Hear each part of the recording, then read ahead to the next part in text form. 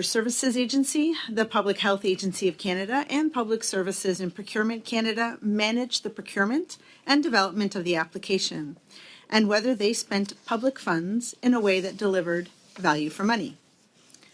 I will discuss our findings, but first I have to say that I am deeply concerned by what this audit didn't find.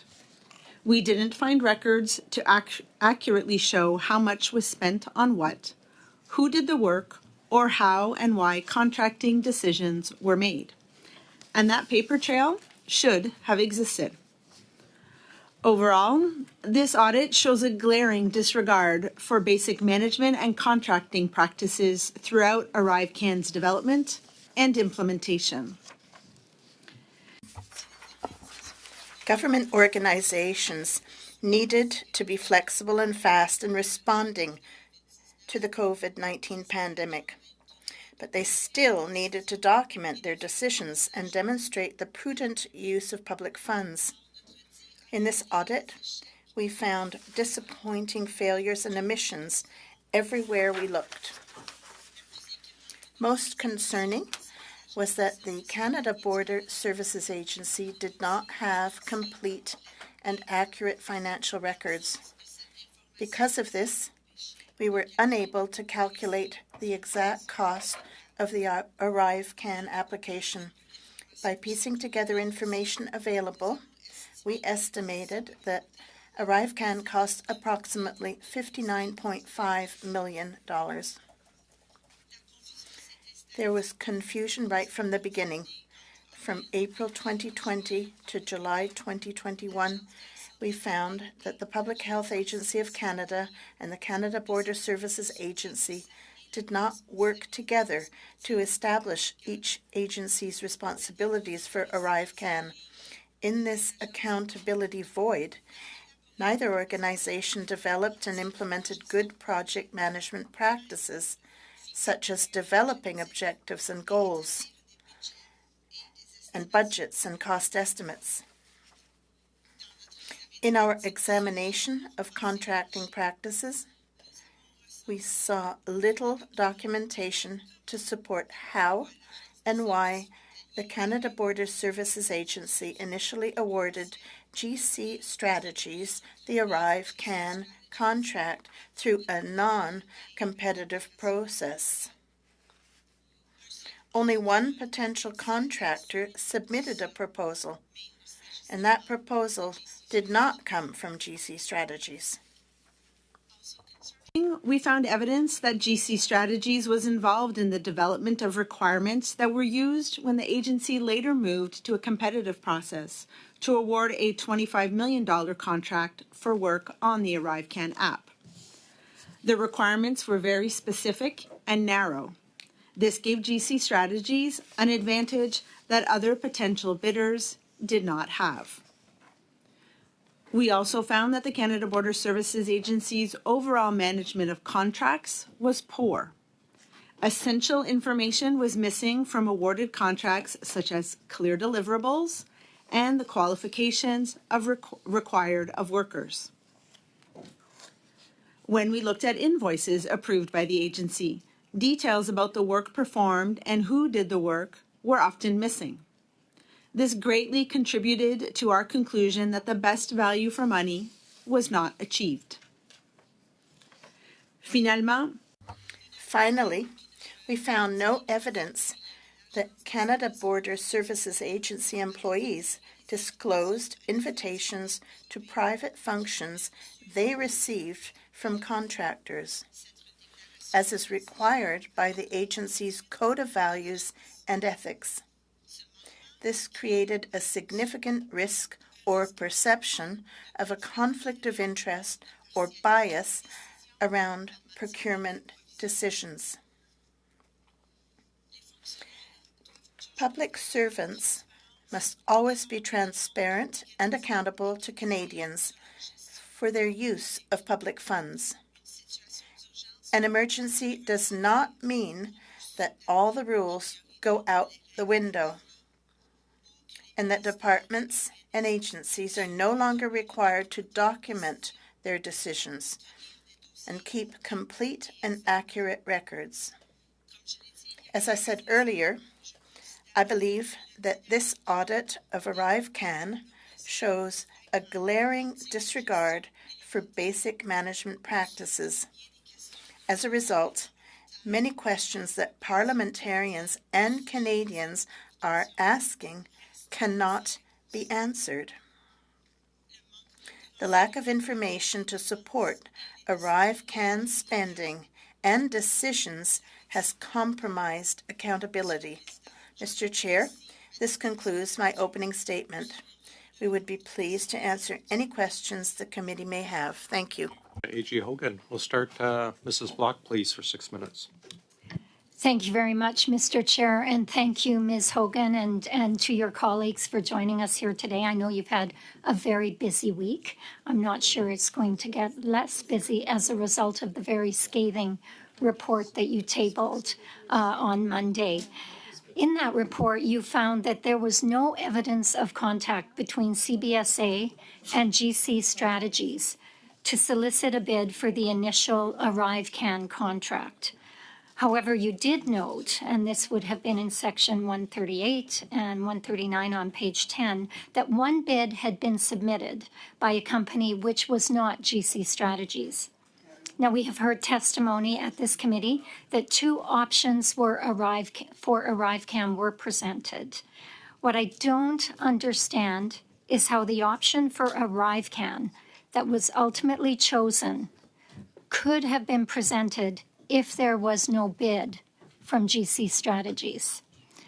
Did you look at the two options presented to Min Doan and John Osowski to see if there were companies attached to them? Did you examine how the option for ArriveCAN was chosen if there was no bid submitted? And who created the option for ArriveCAN that led to GC Strategies? I recognize there's a number of questions there. I can repeat them if needed once you start answering. So thank you. I'll try to answer them all, but I might look to Sammy Hanish to add some detail. As we reported in our audit, officials at the Canada Border Services Agency told us that their decision to award the contract to GC Strategies was based on a proposal they had received from them. However, that proposal was not on file and not provided to us. We are aware that 3 organizations were approached, even though it was a non-competitive process. Typically, the public service approaches a few vendors to see a proposal just to know what they could do.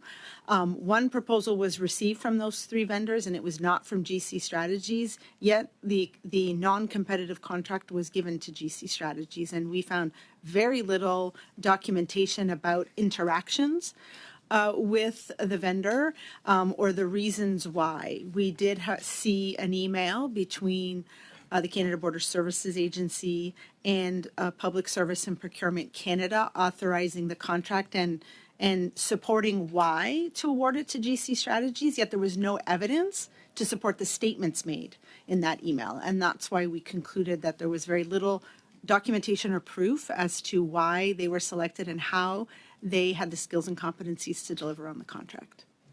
Thank you very much. In regard to who chose GC Strategies, you indicated in a response to my colleague, Mr. Brock, yesterday at the Public Accounts Committee, that you were unclear as to whether it was Ms. Belanger or Mr. Doan. And that when he asked, once you gave that response, he asked if you had sought clarification with CBSA. The response was no. Can you explain to us why your office would not have gone back to CBSA to get that clarification, given the damning report that is in front of us? So the piece, the communication that you're talking about is some information that we did not receive from the Canada Border Services Agency. It was not provided in official records. We received it from Mr. McDonald. When you look at it, and I've gone back to look at it since yesterday, it appears to be a briefing note to prepare Ms. Belanger for committee appearance. At the time, I believe she was the acting chief information officer at Canada Border Services Agency. But when you look at that document, it includes sample questions and possible answers. There's a lot of answers in there that are inaccurate or incorrect. And so it was a piece of evidence that we didn't have anything to corroborate it from. And in fact, we could disprove many of the proposed answers as being inaccurate. And so we didn't feel it was necessary to return to Canada Border Services Agency and ask them any more about that document. Thank you very much. I guess I'll follow up by just asking, in your investigation into ArriveCAN and GC strategies and the awarding of these contracts, did you speak to any of the individuals named that in the internal investigation? Did you speak with Mr. McDonald, Mr. Utano, anyone from GC strategies, or were you simply looking at the processes involved by CBSA in the awarding of contracts? So during our audit, we do speak with public servants who are still working in the public service. So we did speak with Mr. Utano, Mr. McDonald, and Mr. Dewan. We do not interact with private corporations or private citizens. And so we rely that the public service should be maintaining full, complete, and accurate records of their interactions unless there's reason for us to. But in this case, we did not. No. Thank you. Thank you. Mr. Kuzmierczak, please. Thank you, Mr. Chair, and thank you, Ms. Hogan, for your tremendous work to you and your team. We're on the same side here. We want to make sure that we improve accountability. This is about accountability and making sure that that if there is wrongdoing, that we hold those to account, the public servants to account that conducted that wrongdoing and those breaches of the controls and the code of conduct. So I thank you very much for your work. I wanted to ask you, the ArriveCAN app was built under extraordinary circumstances of the COVID-19 pandemic. The app was built in 30 days. It was built, it's a complex a system that was downloaded 18 million times by folks across all platforms. It protects the privacy of those of persons using the app, including their very sensitive health information. It was also the information that it gathered was also shared securely across provincial health agencies within minutes, almost instantly. And the app was also accessible. And when we spoke with CBSA officials here that came before us, they said they didn't have the in-house capabilities to be able to pull this off in such a short period of time. In your report on page 16, you raised a concern. You stated that the Canada Border Service Agency had consistent requests for resources with the highest levels of IT experience. And again, the report states, in our view, this meant that the agency likely paid for senior resources when work could have been done by resources with less experience that are paid less. If you can kind of explain to us, how would you recommend or how do we balance, for example, the need for cost effectiveness versus needing, again, high expertise to be able to pull off a complex piece of software in such a short period of time? So I do agree that the application was developed and launched very quickly. Much of what the public service was doing at that time during the pandemic was being fast and effective to help support Canadians. What we were looking here was whether or not the government had achieved the best value for money, and whether they could justify some of the decisions that have been made. And what we saw is there was very little justification for repeatedly asking for IT experience with 10 years or more, which is the highest level that is typically contracted out in the government. And, at the beginning, that might have made sense. We would have expected that as time progressed, that was likely not needed throughout the whole time that reliance was on external resources.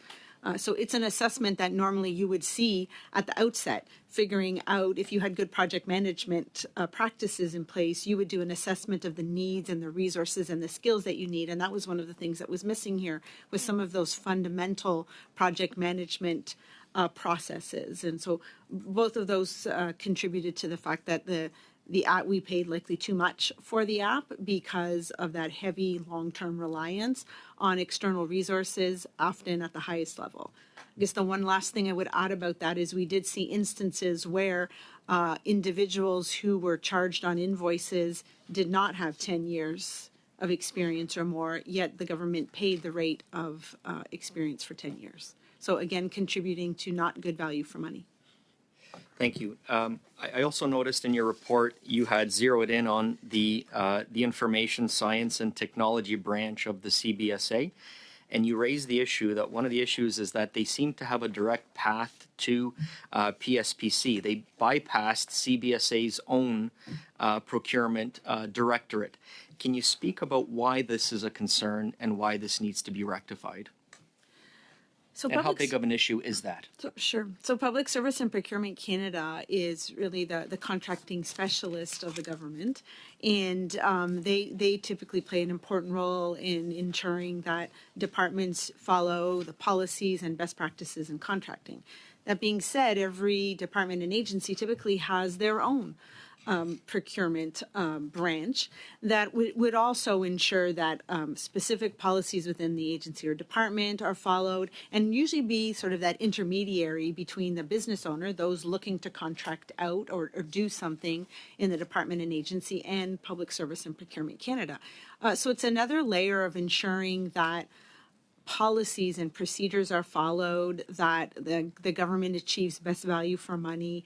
And so many of the things we would normally see done by the public service would be done. And that's why the two procurement arms play a key role. I would tell you it's an important key control in ensuring that procurement is well done and well documented in the public service. You called it a challenge function. So this directorate could have challenged, for example, some of the decisions that were made. Is that correct?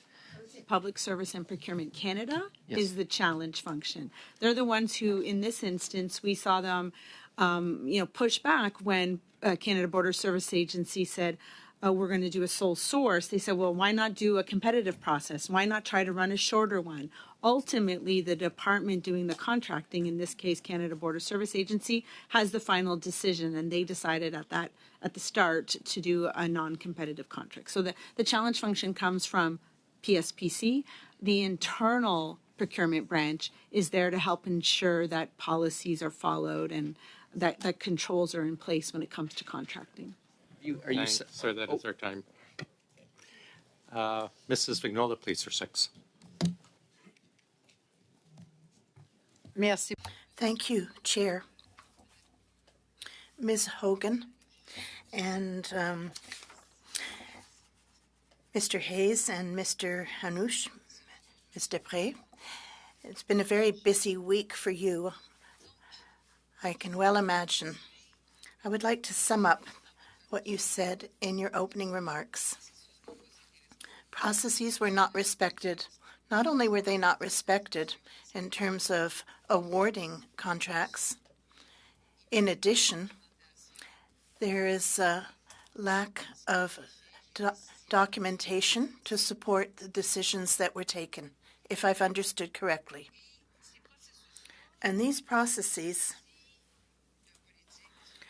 are part of policies. They're determined by policies, and all public servants have to comply, whether there's a pandemic or not. Is that correct?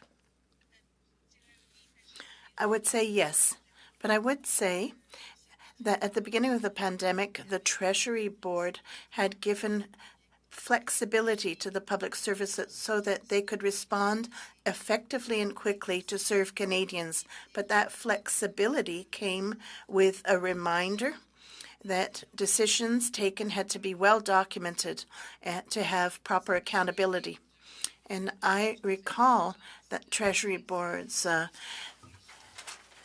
requirement, flexibility in terms of the results that were to be attained, but nonetheless keeping an eye on expenditures and the quality of the process. In no way did flexibility mean setting aside the usual methodology used by the public servants. That is correct. That is my interpretation of the communication between the Treasury Board Secretariat, and that was the way it was understood by the public service. In your opinion, are there any other situations where processes were not respected, where contracts were awarded without tendering, or where we might have seen vendors draft or give their proposals to government and then, posted as if it was their own idea? Did we see any of that during the pandemic? I cannot talk about behind my time as Auditor General, but as to other contracts that we examined during the pandemic and since my nomination in June 2020, well, I've seen many opportunities to improve the processes for awarding contracts to vendors. But in this case, it really was a flagrant disregard for the rules. Your report is very useful. We've already discussed that this week in another committee, but it is shocking. Sincerely, it is shocking to note that an application that could have cost a few, tens of thousands of monies actually cost 59.5 million, maybe even more, maybe a bit less, because there is no documentation. But there have been other applications developed during the pandemic, notably COVID alert. And if my colleagues will allow, I'm going to table a motion which we could discuss later, which ties in with applications. And I'm going to read it, and it will then be sent to you. Pursuant to 108.1 of our rules, the committee ordered the government and PSPC to produce in the two official languages a copy of all of the contracts, communications, memos, tenders, and with GC strategies in keeping with the COVID alert application and all government communications or internal communications from all government entities or departments to do with the Alert COVID app by March 15th, 2024, providing these documents be exempt from all GC strategy, c'est en lien avec une redaction. So that is in keeping with PSPC, and that would be health as well, the health department, PSPC, and then we could discuss this motion if you so desire a little later. But I think what we have here is work that we have to do in regard to GC strategies as well as the employees having to do with transfers to the health. To the clerk. dans les prochaines secondes. Wonderful. Thanks very much. Appreciate that. C'est fait. Wonderful. Mr. Bachrach, please, for 6 minutes, please.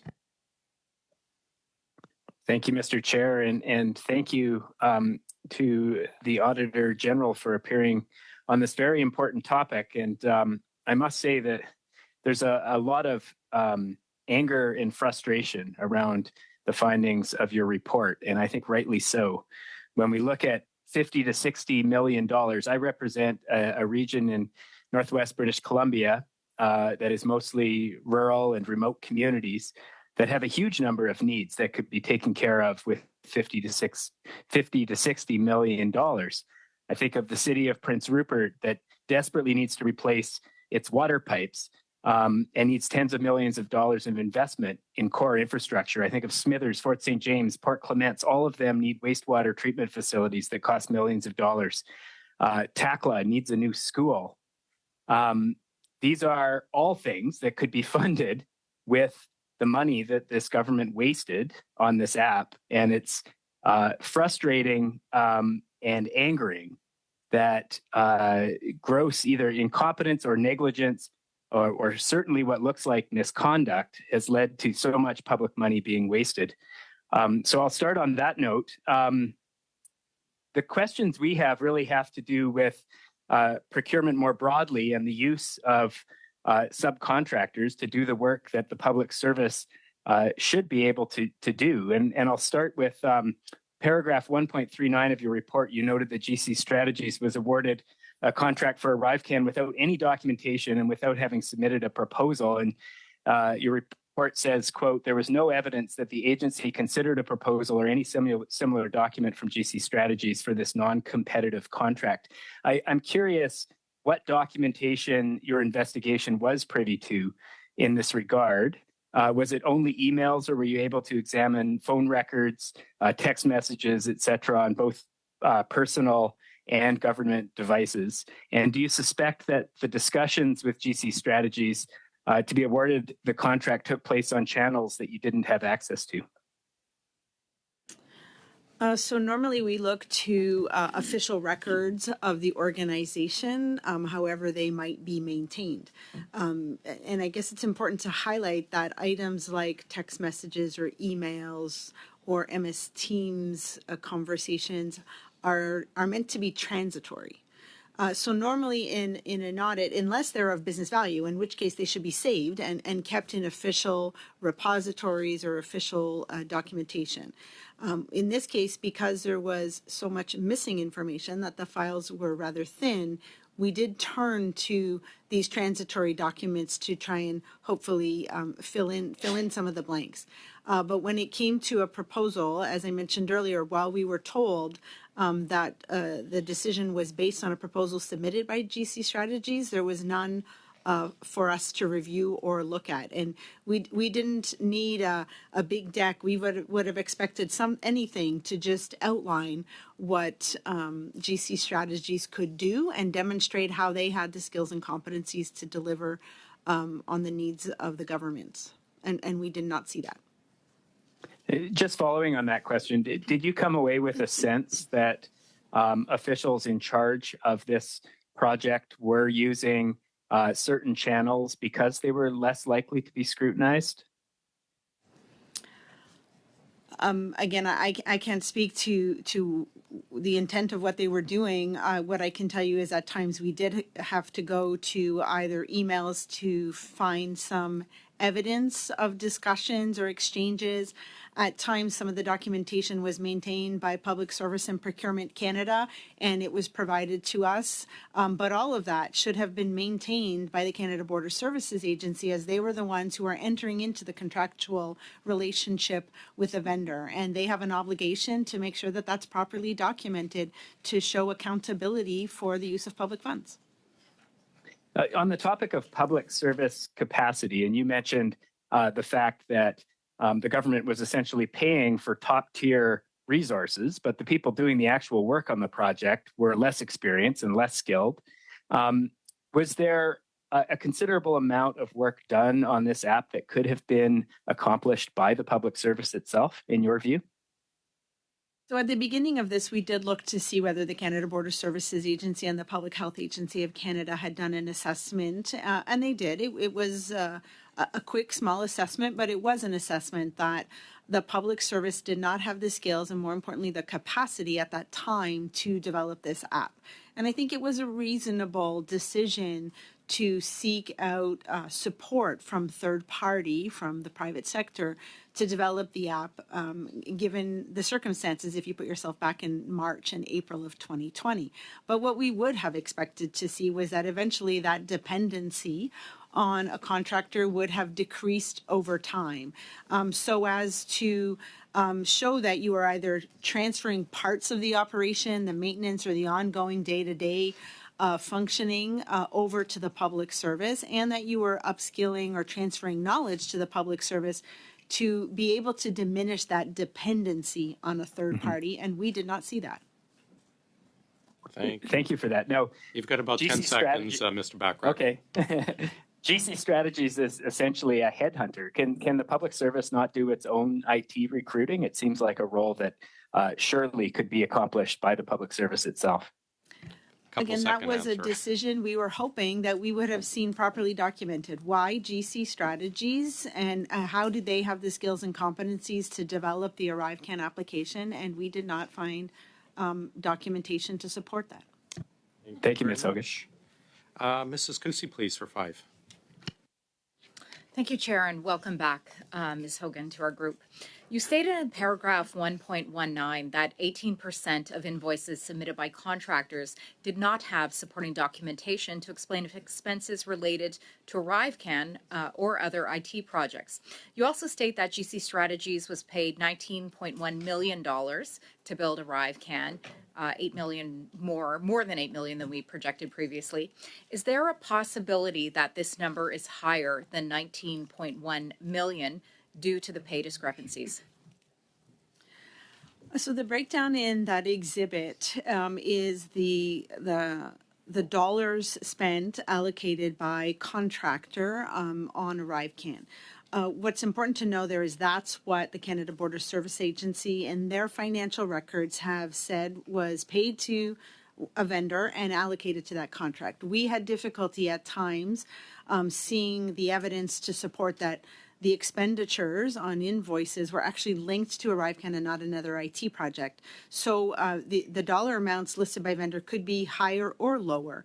It really just speaks to the poor financial record keeping at the Canada Border Service Agency. So it could be higher, that this is possible. In section 1.53, you state that the agency reached out to firms they wanted to work with and slotted them into pre-existing contracts with GC Strategies through task authorizations. The CBSA also stated that $12.2 million are not properly accounted for due to lack of TA documentation. Was this an issue with GC Strategies or with the CBSA? So in my view, these were 2 examples of procedures that the Canada Border Service Agency should not do. I would have expected that if the Canada Border Service Agency felt that they had an existing relationship with a vendor that they knew was able to deliver on something, that they should enter into a contractual obligation directly with them. We do not know. It's not clear why then the vendor was given a task authorization under a GC strategy contract. So those are examples of things I would have expected to see CBSA do better at, because there are procurement rules around that. Right. So we know in this room that GC Strategies has been contracting with this Liberal government since it began in 2015, but we just found out today that they have made over $250 million in that period of time, $250 million. I mean, that is a lot of money. Are you concerned that GC Strategies has been using these same tactics to procure lucrative contracts in other areas of government? So I can't speak to the profit margins of a private corporation. That's not something that we audit. And I was responding to a motion here from the House of Commons in order to look at the ArriveCAN application, and that's what I can speak to today. Could you give any assurances to Canadians today that the company has not continuously been engaged in these practices across these past 8 years? I can only talk to what I saw as procurement rules, procurement processes or gaps in procurement processes between the Canada Border Services Agency and the vendors that were used for the ArriveCAN application. Are you concerned that the 180-day suspension for GC Strategies at the CBSA will be lifted on May 1st of this year? So again, these are decisions that the public service has taken that I did not audit and really can't comment on. You think that the company has been properly assessed to see if they are within the federal government's procurement guidelines? Again, when it was a non-competitive process, I would have expected during the initial contract award for the ArriveCAN application to see a proper assessment done. But as we noted in our audit report, there is very little documentation to support why GC Strategies was selected. Would you see a comparison between the McKinsey consulting study that you are currently working on, the report which is due out in May, I understand, and perhaps an extension of a study into GC strategies? Because it seems to me that McKinsey would be a third-party external consultant that you are currently auditing within the government and the use of the government of this company. Would you not say that's something similar? If your evaluation of their practices or that as far as they apply to this ArriveCAN report? So I think both vendors are professional services contracts, and that's what our audit is looking at, that we expect to table later this year. It will be broader than just looking at professional services contracts linked to ArriveCAN. So I normally do not comment on the results of an audit until we make it public in the House of Commons. Thank Like you the organizations very are much. similar. Thank you very That much, is their Mr. time. Chair. Thank you, Mr. Baines, Auditor please go General. ahead. Thank you, Mr. Chair, and thank you, Madam Hogan, for joining us today and all of our witnesses. Again, this whole study that's being conducted here, extremely important, and it's led us to multiple different directions, and we're trying to uncover, where were these decisions made, and ultimately an investigation is going on. We understand that, and we can't delve into the investigation itself as the other authorities are conducting it. But have you seen any evidence of corruption? So when it comes to matters of a criminal nature, I would tell you that the expert in this area is the RCMP, and I will leave that evaluation to them. So you're not in any way involved in that piece of the investigation. You're looking at discrepancies in documentation and those sorts of things. It's the RCMP's responsibility to look into matters of a criminal nature, not the Auditor General's office, no. Okay, thank you. And it would be safe to say that this kind of contracting occurs at the officials level, like from your study into the work that you've been conducting. The contracting that takes place is public service officials that are involved. No one are there any political level members involved in this? Has that come across anywhere? And ministers signing off on this? So I think in a situation like this, when so much goes wrong, I would tell you that every level of management is responsible and accountable for this. It isn't just contracting decisions. It was poor project management. It was poor testing of an IT system before it went live. So there was so much that didn't happen the way it should happen. I would tell you that it's all the levels of management within the public service. When it comes to briefings, again, with a no governance structure or oversight mechanism set up, we saw very little of that. We did see some email exchanges where, the deputy was aware of things, but very little briefing. So, the thinness of the file is such that I can't comment on briefings to anyone outside of the public service. Information sharing did not go far enough. Is that where decisions were made? So if briefings occurred, they were not maintained. So you would have expected to see something formal about a briefing to a deputy head or to the political arm, and there's no evidence of this on file in a formal way. So okay, I recall asking the question to Mr. Doan specifically, like who made this decision, and he said, well, the team made the decision. And I said, well, how many members are on the team? He said 1,600. And then I said 1,600 people made the decision. Then it came to, no, well, there were 6 board members. So we're still sort of uncovering that. And were you able to sort of pinpoint those decisions at some point out of all those people that you just mentioned?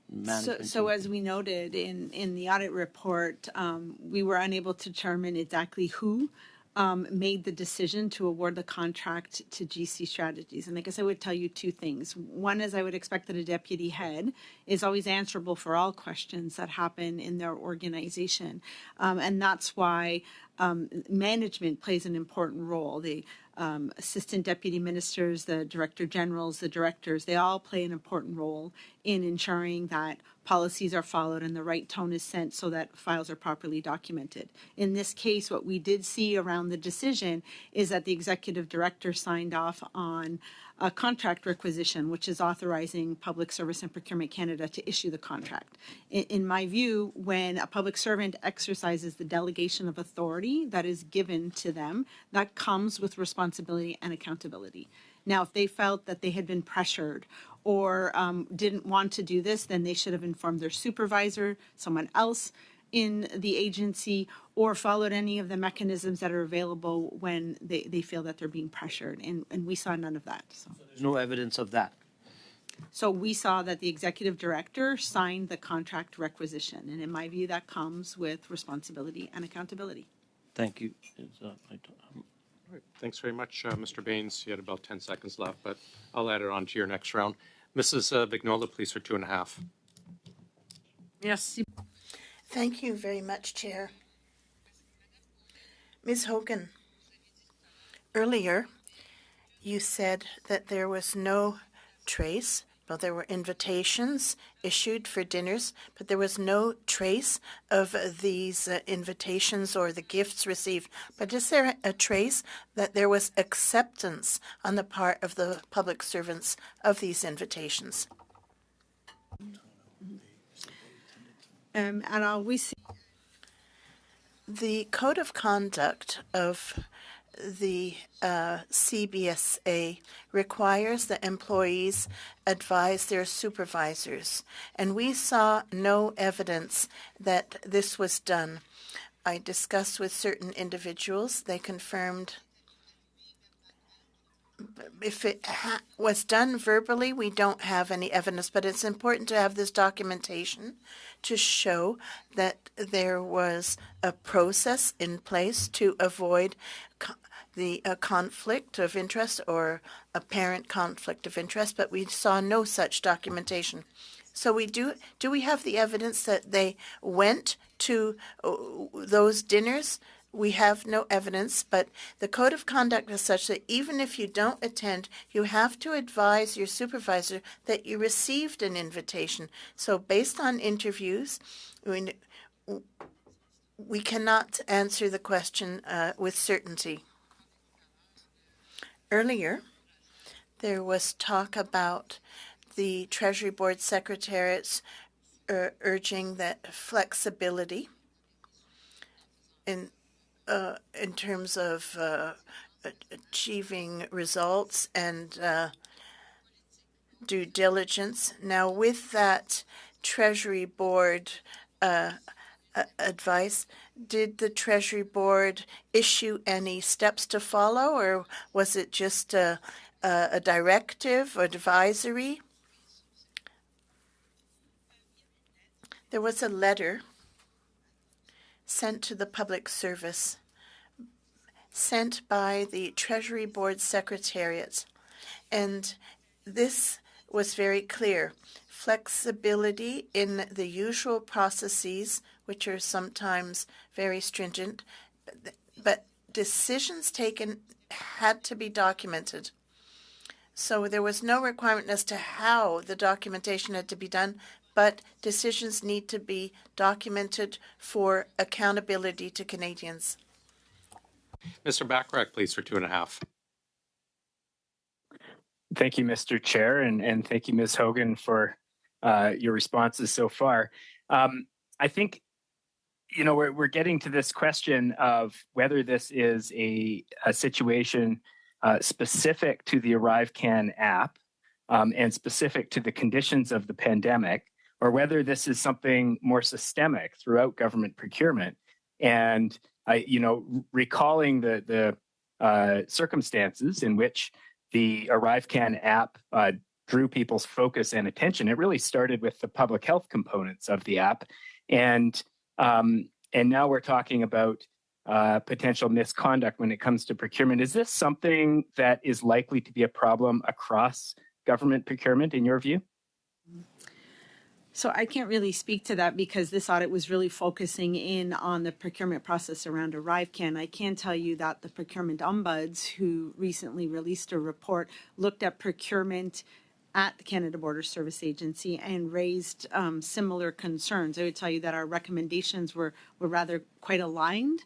And when I read his report, I think I was left with the impression that he was as perplexed as I was about the lack of documentation at the Canada Border Service Agency around procurement. I do believe, if you have 2 seconds, that Andrew Hayes would like to add something, if possible. Sure. Yeah, just that it's interesting that the procurement ombudsman did suggest in a recommendation that PSPC should retract the authority of CBSA to issue task authorizations.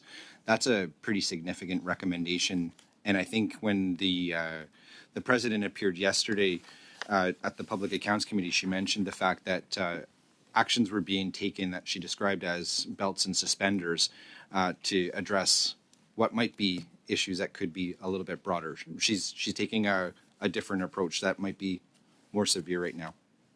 If I could ask one more question, my colleague Gord Johns brought forward a motion to expand this committee's outsourcing study to look at government contracts being given to the big six consulting companies, Deloitte, KPMG, McKinsey, PricewaterhouseCoopers, Accenture, and Ernst & Young. Can you tell me about your office's plans for such an audit? And is this something we can expect to see in the near future? I'm afraid the answer will have to be in the near future because we're out of time, but perhaps Thanks, we can get Mr. back Chair. to your next round. Mr. Genuis, please, for 5. Madam Auditor General, we have in front of us a devastating audit showing outrageous cost overruns, rigging of contracts, a mysterious absence of documents, and the breaking of ethics rules on a sole source contract for an app that didn't work and sent at least 10,000 people falsely into quarantine. This is the ArriveCAN scandal, and it adds to things we already know about resume tampering, waste, cozy relationships with useless contractors, and in some cases, I think activity that is clearly criminal. What we do not yet know fully is the motivation animating the people involved in this scandal. None of this was necessary. None of this was normal. There's no plausible excuse for what happened. Why do you think they did it? I'm unable to answer that question. I think that's something that an RCMP investigation would likely answer if they look into this matter. Okay, but as far as you saw, you didn't see any indication of what was motivating the people involved in these actions, other than those who made money off it, I suppose, but the people inside of government. I believe that the public servants were responding to a need. There was a need to improve the efficiency at the border, and the ArriveCAN app, as we reported on in 2021, improve the quality of the information that was gathered at the border as travelers were coming in, and the ability of the government. Sorry to just jump in, just because of the time limit. I mean, I understand that explains the perception of around having some kind of an app, but in terms of the way they operated specifically, the choices that were made around documentation, around rigging. Do you have any indication about what might have motivated that choices? So when we spoke to individuals, they often told us that it was the pandemic and that they were just trying to respond to a need. But in my view, an emergency is not a reason to throw the rules out the window. You should still follow good procurement practices. Yeah, essentially those are the same excuses that we're getting from the government right now. So, and I agree with you that that's not adequate. So we have an internal investigator looking into this now, apparently, but that internal investigator is subject to the authority of the president of the CBSA and has acknowledged that internal investigator that he is not independent. What failures does this audit point to specifically in the actions of the president's or around the president's office? In terms of the audit findings, I'll answer this quickly. The failure of senior management will be in the oversight, the lack of oversight, the lack of monitoring. We mentioned that there wasn't a budget set up at the beginning. Very difficult to monitor whether a project is on time or on budget when you don't have a budget. But senior management should have been watching this. So there's no way senior management can say, oh, well, this was a couple guys at mid-level. What you're saying is that there's an expectation of oversight. So if you can confirm that, but then also advise what expectations you would have had of PCO in terms of ensuring the proper processes along the way. So I would agree that senior management should be watching what's happening in the organization, whether that's the CIO, the Chief Information Officer, or on a project that's spending a lot of money, the Executive Committee. In terms of the Privy Council Office, I would say that at this point we wouldn't have had expectations that they would be watching this, except for the fact that because of the nature of the pandemic, I think they would have been wanting to see that there was a way to collect information at the border in an efficient manner. And I would say it's understandable because this was under the the agency's authorities that CBSA should be responsible and accountable for how this happened. So the department and the minister are responsible. You would have expected, because of the nature of the pandemic, that there would have been some questions about the process from PCO. Obviously, it's not the primary responsibility. Yeah, just quickly. This was the responsibility of the Public Health Agency of Canada and the Canada Border Services Agency. Okay, thank you. Madam Auditor General, is in your time working in this area as Auditor General, would you say that this is the worst you've ever seen? Well, it's definitely very bad record keeping and financial record keeping. It's some of the worst financial record keeping I've ever seen. To have invoices that clearly did not have sufficient information to be able to validate that the services had been received, and then where to record them and what project to charge them to. I've testified yesterday about how we had to go through many journal entries at times that didn't really say much to get to the original journal entry, to find the source documentation, to then be able to trace it to a task authorization and see that it was linked to ArriveCAN or not. That kind of record keeping, it shouldn't be that difficult to find out where money went and what it should be charged to. Thanks. Mr. Shawari, please. Thank you, Mr. Chair, and thank you, Madam Hogan, and your team for the work you've been doing and the amount of effort and testimony over the last 3 days. In your testimony, you used, and I quote, you indicated, and I quote, "We were unable to calculate the exact cost of a RCMP application, but by piecing together information available, we estimated the RCMP cost approximately $59.5 million. Now, over the last 3 days after that comment was made initially at public accounts, there are rampant numbers that's being thrown around. Can you tell me, when you talk about, or when you indicated an estimate usually comes with a range. Can you give us a sense of what that range is?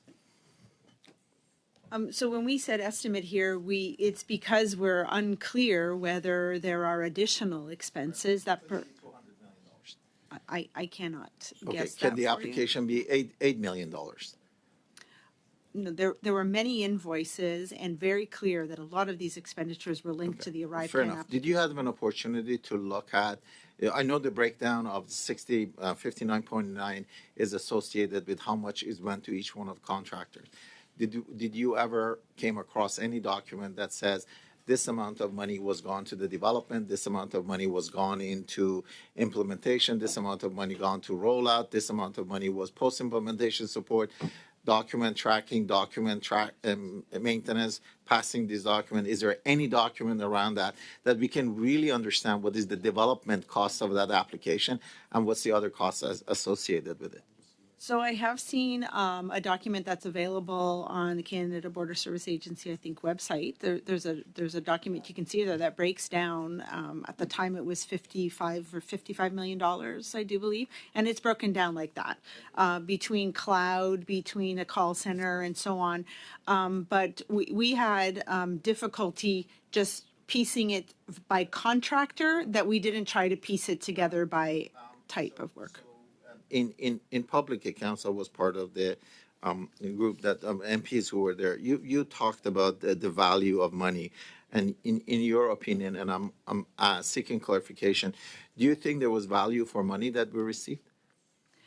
So I would speak about value in two ways here. I would tell you that there was value received during the pandemic. And I made a reference earlier to our 2021 report where the ArriveCAN app did improve the quality of the information collected from travelers and the timeliness of that information. And for example, at the time, the paper form in some instances was taking over 28 days to get to the public health agency, and it's hard to follow up on a 14-day quarantine. I would then tell you that there's an enduring value. That enduring value is that now the Canada Border Service Agency has used some of this to springboard to automate the border, the customs declaration form. But it's clear to me that the public service paid too much for the application. Okay. You also, in your testimony, you said that probably the work could have been transitioned to CBSA after the application was developed, etc.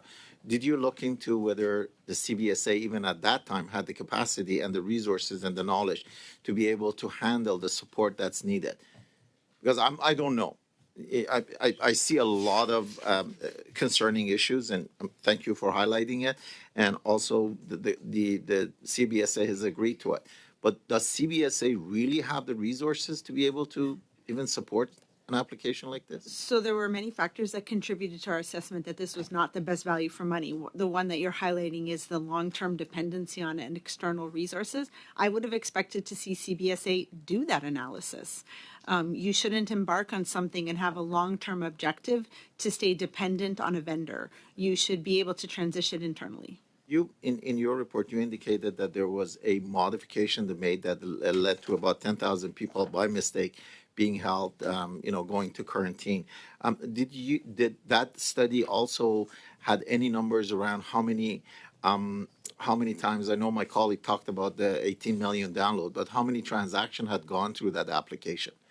So we didn't actually audit the ArriveCAN application itself. The motion was to look at the procurement, the development, and the implementation, and not the functionality. What we were looking at there were releases to the application. There was 177 releases. We looked at the 25 major ones, and the consequence of not properly documenting and completing user testing is that errors could occur.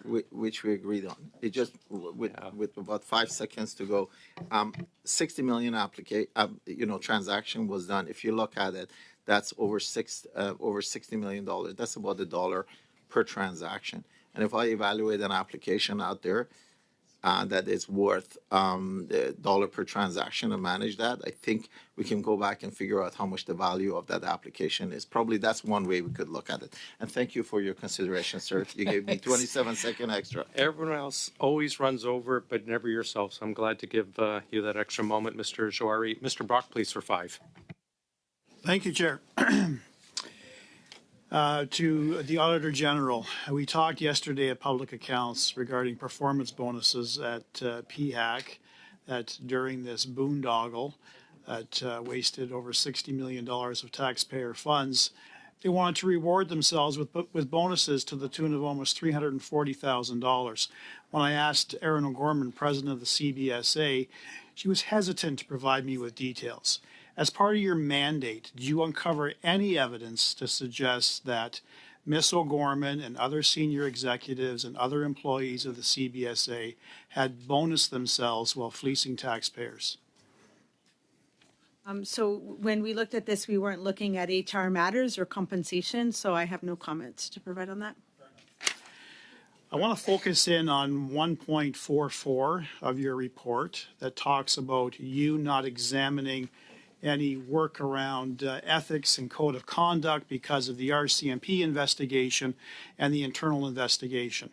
Now, you must be aware that the internal investigation has absolutely nothing to do with the ArriveCAN work that you looked at. It has everything to do with a bottler complaint that was received in November of 2022. Was that explained to you? So the internal investigation, as my understanding, is looking into conduct and ethics of certain individuals, and I believed it extends beyond bottler, but I didn't look at all the details, so maybe I'll ask Andrew if he can add something there. Thank you. And just as a preliminary comment here, we deliberately did not share the preliminary document with the Auditor General for the purposes of maintaining independence and objectivity impartiality in the work. Preliminary statement of fact? That's right. Okay, was that shared with you? Yes, I've read it carefully. Okay. Yep. And you did not share that with Ms. Hogan? No. Okay. But you would agree with me, Mr. Hayes, that it really has nothing to do with the ArriveCAN per se, but the handling of contracts related to another software company out of Montreal by the name of Bottler. So what I would say about the preliminary document, which I'm hesitant to call a statement of fact because there are still procedural things. This is more like it. Our understanding is that the individuals against whom allegations have been made have not responded yet. So at this point in time, we consider that document to be preliminary and are not really relying on it as a authoritative document. Just want to focus. This has really had nothing to do with the ArriveCAN app per se, but a secondary issue. And that secondary issue was also referred to the RCMP. So I just want to be abundantly clear with you, Ms. Hogan. In my view, there was absolutely no legal impediment for you to examine any sort of criminality or any suspicions regarding criminality because your audit on the ArriveCAN was really not the focus by the RCMP, as confirmed by the Liberal bench numerous times, that the RCMP are not investigating ArriveCAN, but rather Bottler, and the internal investigation likewise. So my question to you is very simple. Take that away. Take the RCMP away. Take the internal investigation away. You have a mandate, I believe, that if you uncover or have any suspicions regarding criminality, you must report that to the RCMP. I believe Mr. Hayes shared that with me at an earlier appearance. So take those two concepts away. Given the gross breach of trust by public officials, elements of fraud and forgery, were there any red flags, any suspicions that you would have deemed to be appropriate to report to the RCMP? So this was a bit of an unusual situation. The way you described it is absolutely correct. If we found that there was evidence that caused us to believe that law enforcement should be involved, we would refer a matter to the RCMP. In this situation, I didn't have to turn my mind there, as the RCMP was already potentially looking at a matter related to contracting from the CBSA. So I met with the RCMP. Yes.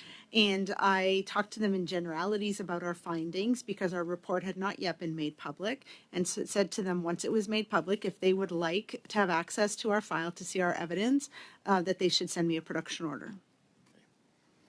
So at this point, you did not specifically refer any allegations to the RCMP, is that correct? Correct, as I said, because they were already Understand. investigating a contracting Sure, matter. understand. In light of what we heard today, that that GC Strategies has been billing. Mr. Brock, that is our time. I'm sorry. Mr. Sousa, please, for 5 minutes.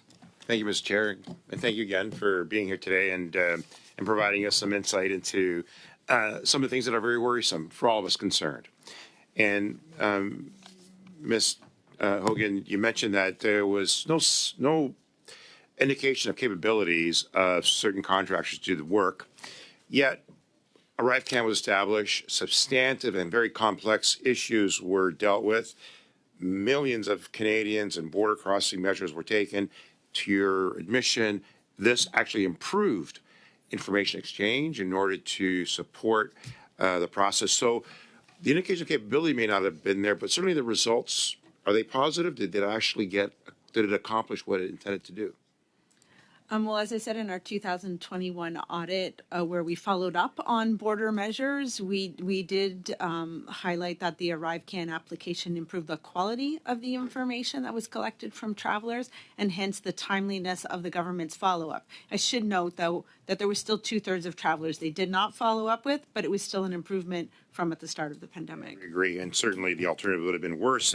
But the other thing you mentioned is because it was a pandemic, because it was urgency that was provided to the civil service to try to get this out quickly, there is no excuse for lack of reporting, lack of accountability, and the inability for you to reconcile these matters. That has to be resolved, and certainly procurement has taken steps to One, remove the delegation authority that you had just mentioned. Enable greater e-base enablement for those contracts, and also provide for cost basis of the bid, so we have a better understanding as to why they're creating a price that they're putting forward. So that's what gives us a bit more transparency, a bit more understanding. But one other colleague there asked if this was the worst you've seen, and I don't think you were the auditor then when they were looking at the G8 Legacy Infrastructure Fund. 83 million were approved, and then $50 million were asserted to the fund that were allocated through the ministers. Again, I think the headline was no accountability, and procurement wasn't followed by the Conservatives at the time. And yet, here's an indication of something that involved elected officials in that procurement and in that disposition of funds, over 50 million to, I believe, the G8 in Huntsville and one of the ministers at the time from the Conservative benches. This did not happen here. Was any elected officials engaged in your review? So as I said earlier on, there was no, there wasn't a good governance structure set up, and that governance structure would normally include good oversight and briefing. And while we saw evidence that the deputy minister was aware, I saw no formal documentation to see that there was a briefing done either at the political level or to the deputy head in a formal way. Did you see decisions made on contracts by elected officials? Did you see that? Well, we saw a lack of documentation for some of the most basic decisions being made, like why select GC strategies or Right. why use a sole source. So, you know, I understand. in my opening There was a statement, what we didn't find is concerning. I understand what you didn't find. I'm just trying to see if you found any indication, which you haven't, from what I can tell in your response. But really, there is a lack of information that we should be more aware of. Do you think it's appropriate during an investigation that's being had, be it with Butler, be it with RCMP, be it on another issue, that elected officials should engage with witnesses during an investigation? Do you think that's appropriate, given that that's what you do? I mean, it's not up to me to comment on where, you know, what elected officials should do. I would tell you that I would not want to interfere personally with an investigation or impede in its impartiality or objectivity. Because of the integrity of the investigation. You read the public statement of facts or the interim statement of facts. Do you think it's appropriate for that to be divulged publicly during this period of time? I think that's a question that that has to be looked at in context. I believe, if I understand correctly, that preliminary statement of facts might have been shared with the committee by one of the individuals. If that's indeed true, that's their personal information that they can share. That's a question more for the committee than for us. I understand, but I'm just asking for you personally, given there's an investigation, given that we have some sensitivities, given that there's a number of things that we're trying to do, if you were the investigator trying to determine this, would you find that to be an interference with your work? Very quick answer, please. As an investigator, I would be doing everything I can to maintain the integrity of my investigation and recognizing that I would not be the source of putting information out there. However, the other people that are being investigated have their rights as well. Thank you very much. Mrs. Vignola, please, for 2.5. Merci beaucoup. Thank you very much, Chair. Ms. Hogan, in your report, you talk about the 67 modifications made to ArriveCAN. I believe it was 167 modifications, and that 25 of them were important, and there was documentation lacking for the 25. If I've understood correctly, either on the results, the processes, etc. But there's 150 other modifications. Do you have any information on that, their importance, their purpose, what was done, who commissioned them? Do we have any information? There was 177, and we looked at major changes, very significant changes, and we would expect that the 25 be well done. 12 had no documentation on the user testing. In the other cases, there were 3 that were well documented. The others, well, half and half. And then we did not expand our work in terms of best practices because of the software not having been submitted. Thank you for that. To try to draw a comparison, since yesterday or day before yesterday, we keep hearing, did the application help? Whereas we have data on the economy, exchange of information getting, and the answers have been, yes, it was useful. If I were to buy a Lada and I pay $59 million for it, it's going to take me from point A to B. It will have done its job, but will I have gotten value for my money for a Lada at $59 million, which I might have bought for $12 million? I mean, that is what we're seeking answers to. We bought something, it works, it does meet its purpose, but you paid $59 million for it. Is that what we are supposed to understand? Bottom line, it's done its job, but it was really expensive. That's in Mrs. Vignola's next round. Mr. Backrack, please go ahead. Thank you, Mr. Chair. To my previous question from the last round, I wonder, Ms. Hogan, if you could provide the committee with an update in response to the letter the committee sent. This was stemming from my colleague, Mr. John's motion concerning department's make or buy decisions and the Treasury Board's cost guidelines in the context of OGO's ongoing study on outsourcing. Would it be possible to receive a response from your office?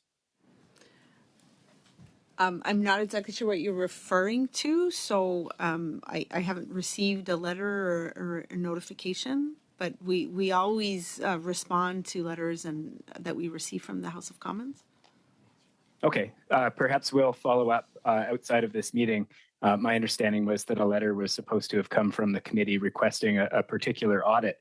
I wanted to raise another issue, and I think one of the most troubling revelations to come out of this larger inquiry into ArriveCAN has to do with something that's outside the scope of the audit that we're talking about today, and that is the charging of commissions by subcontractors.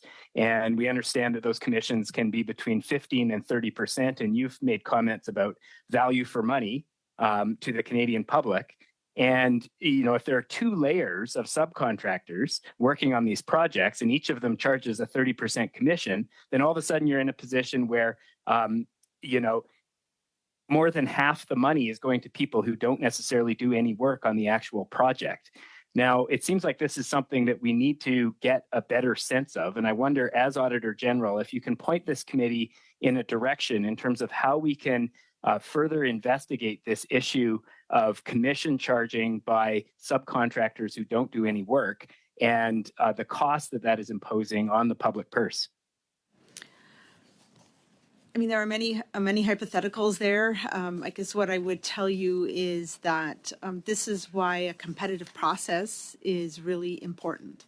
Having competition, having many vendors bid for the same work enhances the opportunity to reduce the price and to guarantee that the Government of Canada gets the best value for money. Right now, contracts and subcontracts are allowed in the procurement vehicles for the Government of Canada.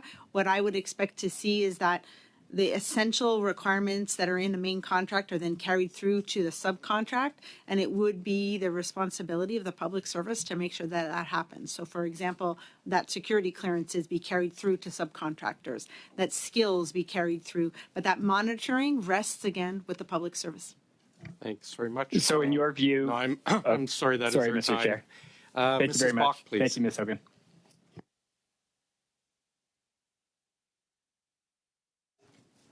Thank you very much, Mr. Chair. Madam Auditor General, notwithstanding the glaring mismanagement that you have pointed out and the gross waste of taxpayers' money, I think we continue to be deeply concerned with what we believe may be corruption within the department when it comes to the awarding of contracts.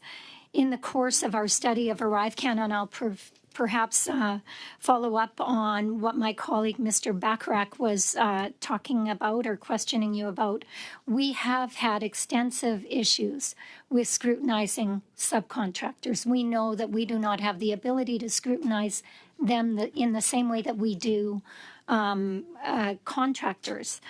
We have also learned from departments that the scrutiny of these subcontractors is far less strenuous than that of contractors. And in paragraph 1.53 of your report, and I'm going to quote what you mentioned. You mentioned in point 153, we also found a situation where the agency reached out to a firm, one that did not have a contract with the agency, to complete work on ArriveCAN. A few days later, the firm's resources were added to a task authorization under a contract with GC Strategies. This is concerning. It would seem like a ploy to allow GC Strategies to get a cut for the work done by this new resource by putting them on a task authorization underneath GC Strategies and reduce oversight. Can you tell us what is the name of the firm you referenced in this paragraph? I'm going to have to look for someone else for that answer. Hold on. I'll have to look in the file. We'll have to look in our audit file, and we can get back to the committee on that. Okay, I would also ask if you could provide us with the information that whether or not this company becoming a subcontractor for GC Strategies, we received value for money of their work. And again, would it have been cheaper for CBSA to contract that firm directly rather than making them a subcontractor to GC Strategies? I mean, as we noted in that paragraph that you started quoting, the last few sentences do state that it was unclear why there wasn't a contract entered into directly by the Canada Border Services Agency, and as a result, it's likely that the CBSA paid more for those resources than they should have if they had contracted directly with the vendor. Thank you very much. Mr. Chair, how much time do I have? 2 minutes. 2 minutes, thank you. I'm just going to go back to your mandate as the Auditor General. I had the privilege of working with you on public accounts in the role as chair of that committee, and understand that I believe your role is to take a look at the processes, rules, policies that a department puts in place to conduct their work, and that you audit those processes, policies, and rules. I guess what I'm asking you to comment in is I think we really do need to delineate the difference between the responsibility to know, which would be the minister's responsibility to know, and the responsibility to act, which would be the deputy head's responsibility to act, or those that fall within the organization underneath them. Do you believe that ministers ought to have known what was happening in their departments during the pandemic? Perhaps they weren't responsible for what happened, but did they have a responsibility to know? In my view, that's a matter that a minister and a deputy minister should be having a conversation about and agree on what matters briefings should occur. I think every department and every minister might have a different view or different expectation, and that should be outlined and clear between the deputy head and the minister. Thank you very much. Thank you. Mr. Kusmirchuk, please. Thank you, Chair. And in your report, Ms. Hogan, you talk about value for money.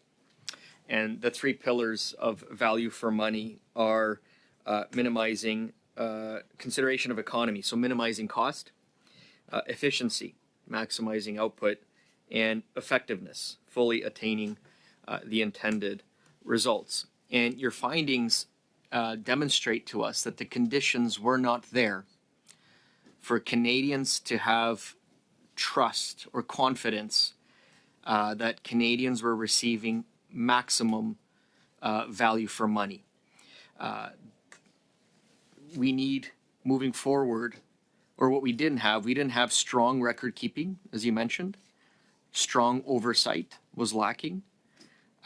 You recommended reducing dependence on outsourced IT specialists over time, especially over time. And you recommended more competition. Is that sort of in a nutshell what the report is saying? That the conditions were not there for Canadians to be confident that they were maximizing value for money in this instance? I think in this instance, the resources weren't available at the beginning of the pandemic, and that's why outsourcing was a reasonable decision. There are times when turning to a vendor makes a lot of sense. A long-term dependency shouldn't be there.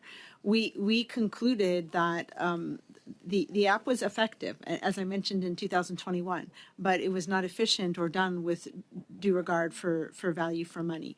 The things that were missing were basic elements that traditionally we see in the public service. Many of my recommendations are what I would say are very obvious recommendations, which is unlike us to issue such obvious recommendations. The policies exist, the rules exist, the good practices are typically followed, and we would have expected to see that happen here, even though it was an emergency. No, I completely understand, and I think you have full agreement with those around the table here.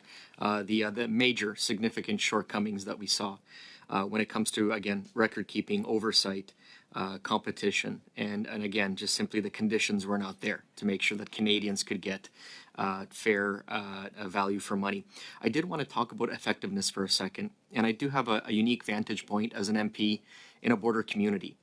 The ArriveCAN was very important in our community to guarantee the free flow of goods across that border, specifically across the Ambassador Bridge. There's $400 million of goods that cross the border on the Ambassador Bridge every single day. About a third of all two-way traffic along the U.S.-Canada border goes through that crossing. We're talking about 1.4 million trucks per year, or 10,000 trucks daily. 10,000 trucks daily. These are trucks that carry everything from car parts that allow our factories to operate and folks to go to work. It includes medicines for our hospitals, for healthcare, including vaccines. It includes food, basic vital resources for our communities. And so the ArriveCAN allowed the free movement of goods. You yourself mentioned that had there been a paper-based system, it probably would have ground that traffic to a halt on that border. So this allowed, during the pandemic, for the free flow of goods. Has that been taken into consideration in your analysis of value for money for Canadians? Again, we're talking about over $1 billion worth of trade every single year that goes across that border, that the ArriveCAN Act allowed to seamlessly cross during the height of the pandemic. So I would tell you that this was effective in that it allowed border officers to be able to physically distance. It improved the quality of information that was collected from travelers and sped up the process at the border. I would tell you that for those 10,000 individuals who were told to incorrectly quarantine, they probably don't agree that it was effective. But even though that was effective, it doesn't mean you should pay more than you should have for an app. And so there's a difference between being effective and getting good value for money. But was it effective in terms of allowing, again, that seamless movement of goods? Again, $140 billion worth of goods across that border crossing every year. Was it important to maintain that free flow of, again, car parts, vaccines, medicine, food across the border? So I can't really comment on that. When we were looking at the border measures, it was around the health measures that were being posed at the border, and could the ArriveCAN sped up the ability to verify that individuals entering the country were vaccinated, had done a COVID test, and then it also improved the ability of the Public Health Agency to follow up with those who should be quarantining to confirm that it was happening or not. We didn't look at whether or not, how the border was managed, whether it impacted the flow of goods in or out. So our audit did not go that far in 2021. Thank you. Thank you, Mr. Kusmirchuk. Mrs. Kusi, please. Thank you very much, Chair. Madam Auditor General, in Section 1.67, you state that the CBSA approved timesheets with no work details, which means it's highly contractors were being paid for completing no work. Who were the contractors that submitted these blank timesheets? So that paragraph doesn't speak about blank timesheets. What was missing on the timesheets was the project that it might relate to or the work that was accomplished. There would have been an individual's name and the hours worked, but what was missing often was the details to allow you to know which IT project it went to, which contract or task authorization it related to. And that's just not good financial record keeping. It's not good controls or practices to validate that the government's received what it's paying for what it actually received. Thank you. My colleagues across the aisle talk continuously about the security of the application and the use of the application. But in Section 1.74, you state that GC Strategies used 2 resources to check the cyber security of ArriveCAN and did not ensure that these resources had the adequate security clearances, correct? Yeah, we did find that individuals who did some of the security testing did not have the security clearances that were required by the contract. However, that security testing was done in a test environment. So it still raises a concern because a person could potentially be identifying vulnerabilities of the application, but they did not have access to individuals' data as it was in a test environment. Are there many levels of this CBSA and PSPC that handle security checks to ensure the integrity and security of Canada's private information? So I mean, we didn't look at who issues security clearances here. What we were looking at was that a task authorization required that an individual doing work needed to have a certain level of security clearance, and we would have expected that the Canada Border Service Agency would have ensured that those carrying out the work had the requirements that have been outlined in the task authorization, and that's not what happened here. How many points of failure occurred to allow this to happen? Would there be, in a process, would there be certain security checkpoints that you would audit in terms of following through a process? Would you be able to determine the number of points where this failed? I think that's a difficult question. I guess it would start off with, was the security requirement checklist done before a task authorization or a contract was put forth? Once you set out the requirements in that task authorization, someone should have ensured that the resources that were proposed by the vendor met those requirements. And then you would have had to check a second time when the invoice came in that it was the actual individual. So there could be many points where this could have been flagged. But in this instance, I don't know the details as to where that failure might have occurred. But the fact remained that individuals who didn't have clearance carried out the work, and they shouldn't have. Since GC Strategies had 2 examples of not properly vetting their resources and following the property security protocols, do you think that perhaps this should require further review, or perhaps their work across other departments, the $250 million, as we learned today, those security clearances, those who worked on these GC Strategies projects, should that perhaps be under further review after correlating the revelations that were found within your report and then the quantity of work completed by GC Strategies across government that we learned about today? In our report, we made a recommendation that all resources, including contractors and subcontractors, should have valid security clearances on the file prior to starting any work. And it's important that it's before they start work. Regardless of who the contractor is, and in this case, GC Strategies, that should be happening. So wherever this contractor is working, we would expect that the departments or agencies are looking to make sure valid security clearances are in place before work is started. I agree entirely with this recommendation, and further to the investigation of the RCMP, Bottler AI also made allegations that were reported in October of 2023 that stated they were not given the property security clearances before they began their work back in 2020. So do all of these examples bring concern of a systematic problem for you across government, or certainly across the agency, regarding security clearances? I mean, it's hard to speak across the government since we really focused in here on ArriveCAN, but it is a concern that if there's a requirement that an individual have a security clearance and that the person managing that contract didn't make sure that happened, that is a concern because there's valid reasons for having security clearances in place, and that's why we issued the recommendation. It does concern us. Thank you. Done at Foreign Affairs, it was quite a process, top secret. Thank you, Chair. Thanks very much. Mr. Shawari, please. Thank you, Mr. Chair. Mr. Chair, if you allow me, I'm going to make a comment and then I resume my line of questioning. And the comment is to build on what my colleague, MP Kuzmirchik, was talking about. So I'd like to put to Canadian and all of our colleagues the following.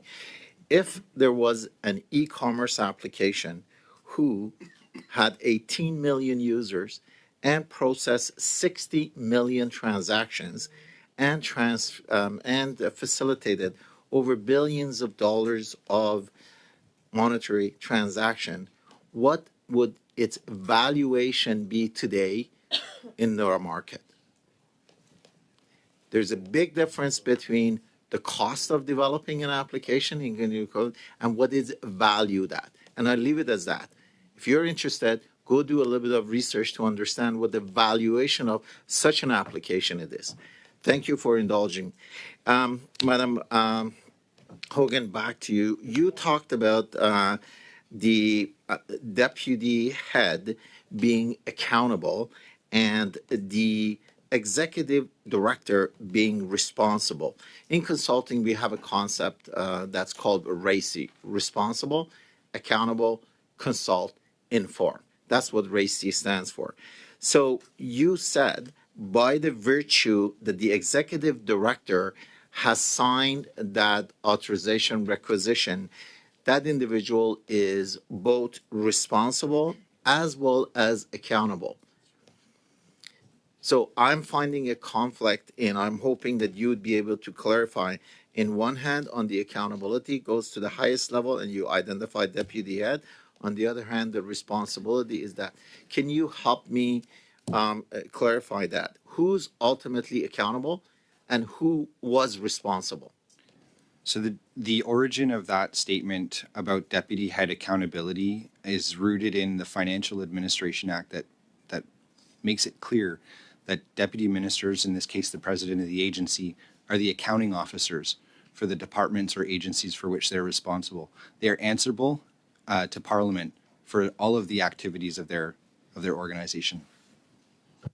Ultimately, is the deputy head. Is that fair? Okay. Thank you on that.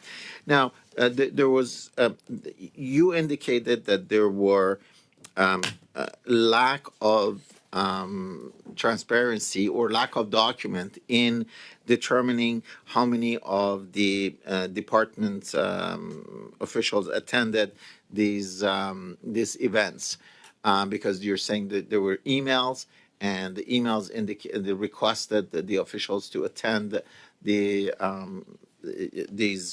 social events. Is there an indication how many of those were, and how many of those indicated? Was it 100? Was it 50? Was it 2? Was it 1? How many of the employees, as any indication, is that they attended those?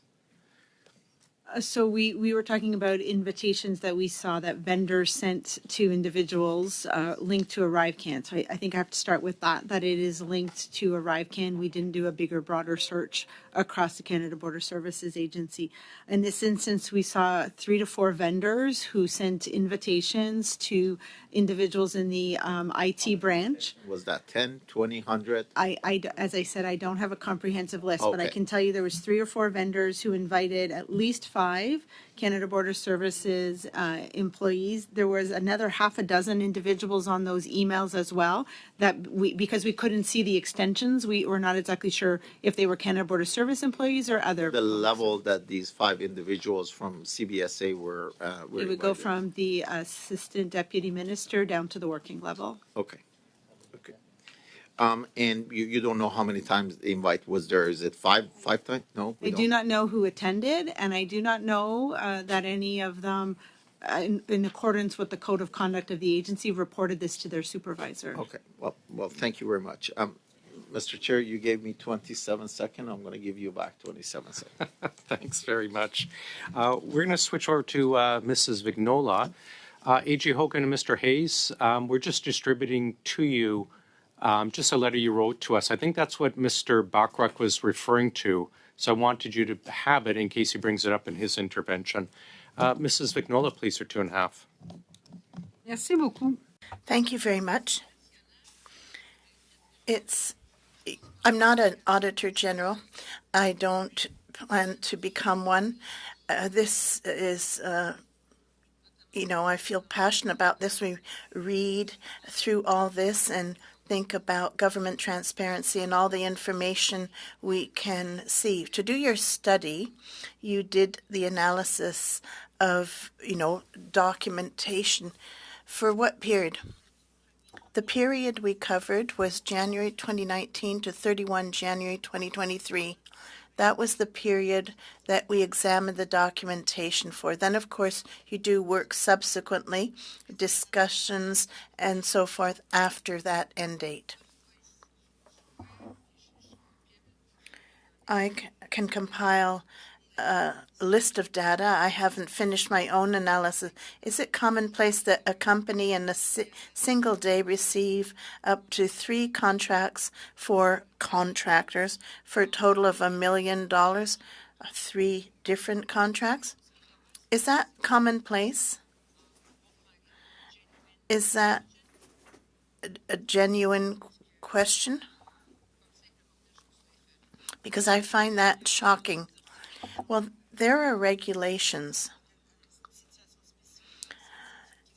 So there are regulations whereby you shouldn't divide certain contracts because of thresholds and requirements.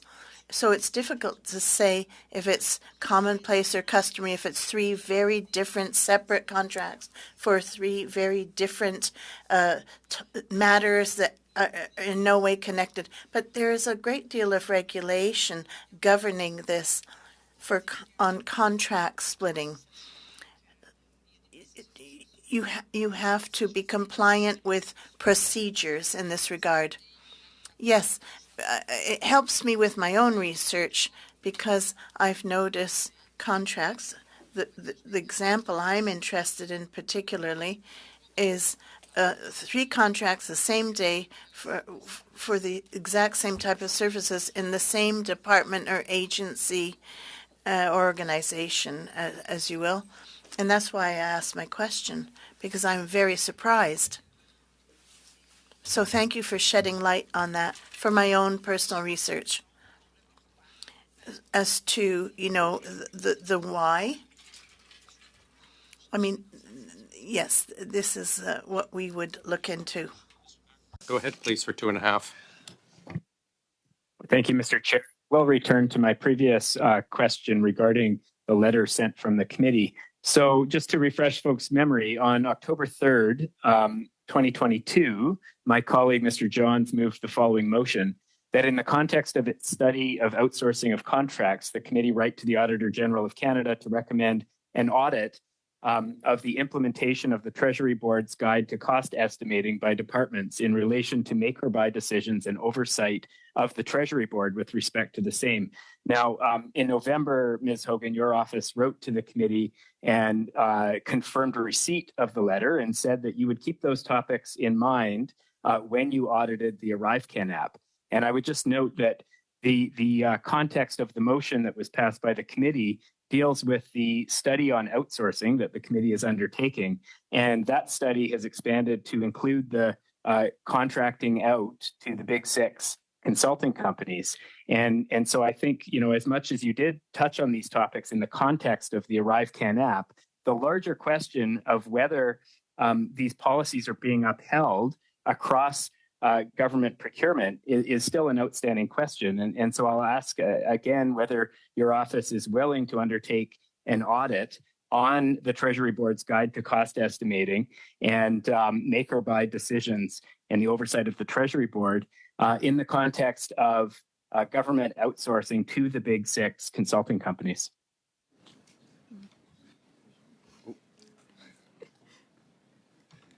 I just think it's a question that's very much in the public interest. I'm keen to hear what your office's response is now that the ArriveCAN audit is done. So I apologize to the person that puts on the light here. I kept pressing it off when they were putting it on. I've done that myself. So in response to this letter, we did signal that talk about the process that and the guidance that Treasury Board has to help departments make decisions around IT systems. Not exactly about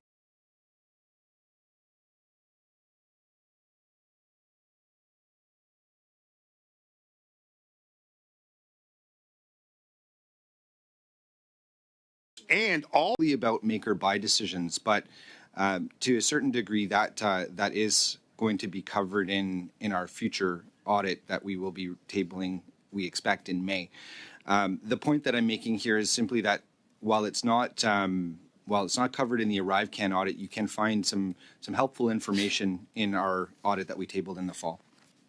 Right. If I may, Mr. Chair, it feels Really like quick, there please. are little tidbits here and there, but what the committee was after was a specific audit on the topic of make or buy decisions and the Treasury Board's guidelines, particularly with reference to the big six consulting companies, which are getting hundreds of millions, if not more, in government contracts, many of them granted non-competitively.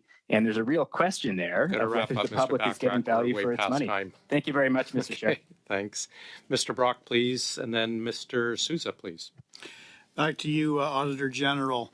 In light of the shocking revelations revealed today that GC Strategies has received $250 million under the Justin Trudeau government for a myriad of contracts, probably very similar in nature to the ArriveCAN scandal, does that in and of itself heighten your suspicions with respect to GC Strategies? And if it does that heighten enough to notify the RCMP to expand their investigation to ArriveCAN specifically?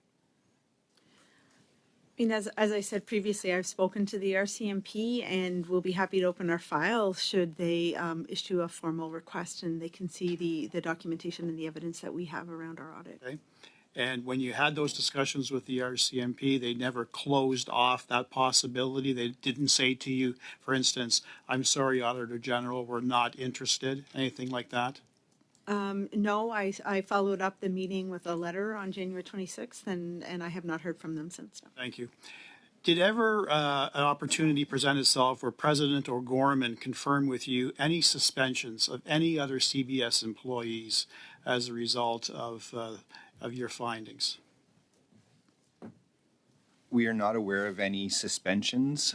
We know that the two individuals who have been discussed at this committee previously have been suspended by their organizations, but we're not aware of any within CBSA. Thank you. Were you aware as well that there's an allegation that Min Doan, the vice president of the CBSA, had deleted and or mysteriously had 4 years worth of emails corrupted? Were you aware of that fact? Yes, we are aware of that. Okay.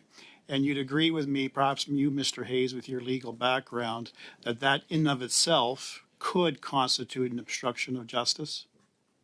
When information is missing, there's always concerns about why.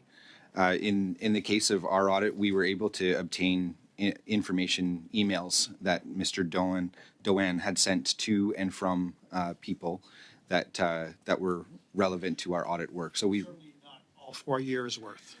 We got a considerable amount of emails. Okay. We can't say that is completely comprehensive Right. because there are emails that would be deleted along the way. Thank you.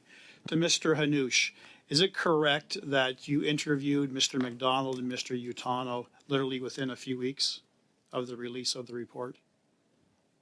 Yes, we interviewed them in January. Right. And when you interviewed both Mr. McDonald and Mr. Utano, was the report of the Auditor General substantially completed? We were still in the process of completing the report. Did any of the evidence that you received either orally or with documentation produced to you by both individuals, did that in any way factor in the ultimate report that you have shared with Canadians? What was provided to us orally was confirmed with the two individuals when we interviewed them. And in terms of the materials provided, those were considered in the context of all of the other information we had in our files. Were you also informed that Kelly Belanger of the CBSA was responsible for project management during the course of the ArriveCAN creation? I don't recall specifically that. Were you informed by Mr. McDonald or Mr. Utano that she also was rewarded with a non-advertised promotion? No? I'm not aware. Okay. Did you interview the two partners at Bottler AI? We did, yes. You did? Yes. And did you ever receive either from Bottler or from President O'Gorman or anyone else from the CBSA for that matter, the full report regarding the misconduct that they alleged in the fall of 2022? Did you receive a copy of that? Can we just clarify, are you talking about the internal Bottler investigation complaint. or the Bottler complaint? The Bottler complaint. The team did receive a copy of the Bottler Okay. complaint, yes. And was it complete? It wasn't redacted in any way? It was not redacted, no. Okay. Besides the two individuals who are currently suspended without pay, McDonald and Utano, were there any other allegations of misconduct with any other CBS employee as contained in that report? I would have to go back to the report at this point. We read that Okay, months ago. would you share, can you go back to the report and share with this committee details of any other allegations of any other individual other than McDonald and Utano, please? Within 15 days? I'm not sure if we're able to do that. That would be a request probably best made to the agency. Thank you. My time is up. Mr. Sousa, please. Thank you. So a line of questioning has just occurred relevant to an investigation that's ongoing. A line of questions has just occurred with information and details that are privy to people involved in that investigation. So it appears to me that information has been released and has been it's been transferred over for others to press. And this is wherein lies the problem. Therein lies the problem of this, the integrity of the investigation itself. Do you feel it's appropriate, Mr. Anoush? You've been interviewing, you've been meeting with the witnesses, you've had some discussions with the individuals involved, both at Bottler and in regards to GC strategies, correct? You just confirmed that you've had those discussions. Can you repeat the question? My apologies. You have confirmed that you have had discussions with the two witnesses in the statement of fact, and that you've had discussions with the one from the two founders of Bottler. Yes, I can confirm that. Right. And now there's this, and we're all concerned about obstruction. We're concerned about misuse of authority. We're concerned about people taking advantage of their privilege in order to contract with others. And if there's some collusion, if there's some sort of wrongdoing, we want to get to the bottom of it. RCMP were given notice by the government relative to this very issue. The government, is that not correct? Who provided the RCMP with the initial request to investigate? The Canada Border Services Agency informed the RCMP, and just to be clear, we made a deliberate decision to not duplicate or compromise other investigations. You made a deliberate decision not to? Yes. And why was that? Because you didn't want to compromise the investigation, I think is what you just said. Ultimately, we did not want to duplicate work that was being done by other organizations, and we did not want to compromise what work was going on. Absolutely, and rightly so. So when government officials and government elected officials, no less, who are now trying to get into their video conferences and displays and trying to go after and we want the truth by we absolutely want to get to the bottom of this. But is it necessary in Canada? We're not North Korea. The government doesn't control the police. The government is not in charge of forcing them to investigate or not. Is the RCMP, in your opinion, Auditor General, in your opinion, is the RCMP aware of the circumstances before us in this committee, given what they are doing with Bottler? I think it's fair to say that that there's a lot of attention on what is happening both publicly and behind the scenes in terms of the investigation that the CBSA is conducting. I would imagine that the RCMP is watching that. We are not in a position to comment on what the RCMP. And rightly so. Nor should a committee, nor should elected officials. The RCMP have it within their purview to figure out if there's criminal activity at play. And this is where some are presupposing these are criminals. That hasn't been decided. The investigation has not been completed, and we need that investigation as taxpayers, as officials in government, those that are in the bureaucracy and in civil service. We all want to make certain that people are abiding by the law. And if they are not abiding by the law after the investigation is complete and determined, be it by the RCMP or the internal investigation, then consequences will occur. By having officials or elected members playing, I don't know what they're playing with others out there, does that prejudice the outcome? And is it necessary to ask the RCMP to do something which they themselves will determine? Our role as an independent agent of Parliament is to support the work of Parliament. We made a deliberate decision not to duplicate work that was happening in other places, but it's not for us to describe. Does the RCMP require our instruction, is my point. Can they not proceed without anyone instructing them to do so? Are they independent to do the work that they're there to do? My understanding is the RCMP is an independent organization. However, I would just reiterate that it's not for us to tell the RCMP what to do. It's not for us to tell Parliament what to do. Is it up to elected officials to tell the RCMP what to do? Mr. Sousa. Well, you let him go on. I want that answer. Are elected officials entitled to tell the RCMP what to do? You have a clock as well, and I allowed several of your colleagues to go a bit long, as opposed to the others. That is our time. A.G. Hogan, Mr. Hayes, Mr. Anus, and Ms. Dupree. Oh, I'm sorry. Yes, I may, Mr. I will. Chair? If I may, Mr. Chair, an Yeah. honourable member asked a question before around paragraph 53. Could I provide the response Sure. to the committee? We So will you asked about always welcome responses you. from you. You don't have to ask. Thank you. So I believe it was And Ms. yeah, Block. sorry, who and I asked- will. Are you going to tell us Yeah, now can or I in do writing? Right now? Oh, sure. instead Yeah, of and doing it I'll in get you in 2 seconds, Ms. Kusi. Take 2 Please go seconds. ahead. It was about paragraph 53. I believe it was Ms. Block who asked the name of the vendor, and it was KPMG. KPMG. Yikes. Yes, I'll get you, Ms. Kusi, but I just want to say thank you again. Ms. Dupree, I'm sorry you weren't able to join us, join in the conversation.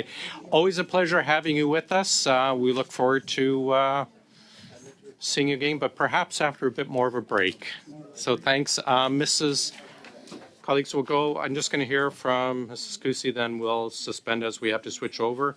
Mr. Bachrach, you're going to have to leave and come back into a new Zoom, but just hang on right now. Mrs. Kusi, you have something for us, Yes, please? I had a matter of hand motion, please. Okay, I'm sorry. Mrs. Block, could you? Colleagues? Sorry, I'm going to, if you wish to head out while we, go ahead, Mrs. Kusi. Thanks again. Mrs. Kusi? Okay, Sorry. you're sure? It's a, Yes, please go ahead. okay, all right, I know, we want to get to in camera here and get home, for those of us who are so fortunate perhaps to have our Valentines here. I'm not one of them. But I have had 4 chocolates and a cupcake, so it's been a good day. Pardon me, Mr. Chair, I'll get serious again here. So we have seen now the evolution of the involvement of GC strategies and the implication of GC strategies, not only in the Bottler GC strategies investigation, but also their implication in ArriveCAN. And it started out initially that we believed that they were involved in ArriveCAN for $11 million. This is the number that we believed on all sides of the House, that my colleagues and I brought up many times within the House. And then we find out that it's actually $19 million, thanks to the good work of the Auditor General, which we're all, of course, very grateful for this report. And then we find out today that it actually could be more than the $19 million, given that the incomplete paperwork could result in a number that is greater than 19 million. And then we find out, Mr. Chair, due to reports within the media today, that GC Strategies has received since 2015 $250 million in contracts across this government. And I think that individuals on all sides of the House are incredibly concerned as to the processes which GC Strategies followed, and are certainly concerned to get to the bottom of how such a large amount of contracting was awarded to a firm which we have seen actually does none of the work, actually works as a headhunting firm, as my NDP colleague referred to.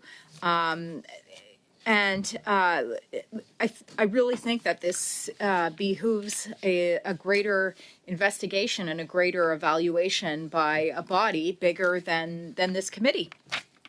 It's very hard to dispute that, given the increasing allegations which I've mentioned here today. And so I present, Mr. Chair, this following motion: that in light of new reports that GC Strategies has received $258 million since 2015 in government contracts, including 46 sole source contracts, the committee call on the Auditor General of Canada to conduct a performance audit on a priority basis of all payments to GC Strategies and its contracts with the Government of Canada, including all departments, agencies, and Crown corporations, including all subcontracts, which GC Strategies has awarded under those contracts, and that the committee report these findings to the House. Thank you, Mr. Chair. Okay. Thanks. I understand from our clerk, this has been sent out an hour ago. Mr. Sousa? Thank you, Mr. Chair. And on this side of the House, we also want to get down to the bottom of these issues and these items, and I'd like to propose an amendment. And it would be as follows, if I may, that in light of the new reports by GC Strat... Sorry, can I interrupt? Do you have it written down? I do have it written down, and I can share it. Yeah, if you want, share it with the clerk while you're reading it. Yeah, can someone... Sorry, as soon as you finish reading. Sure. Okay. Thanks, Mr. Sousa. And so it's in keeping with the proposal, and it would read as follows: that in light of the new reports that GC Strategies has received millions of dollars in government contracts, including a number of sole source contracts. So I'm removing the 258, and I'm removing since 2005, or removing the number of 46. It could be a number of them.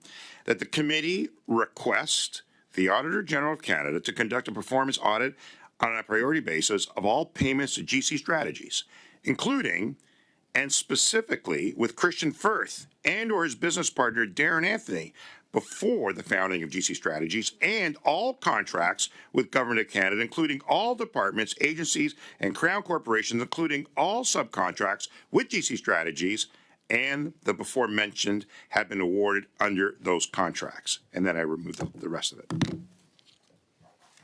So I'm saying go after all of it. Okay. Are you sending it out, or is it's being sent to you guys right now? Okay. Thanks. We'll start, Mrs. Vignola, on the amendment, please. I'll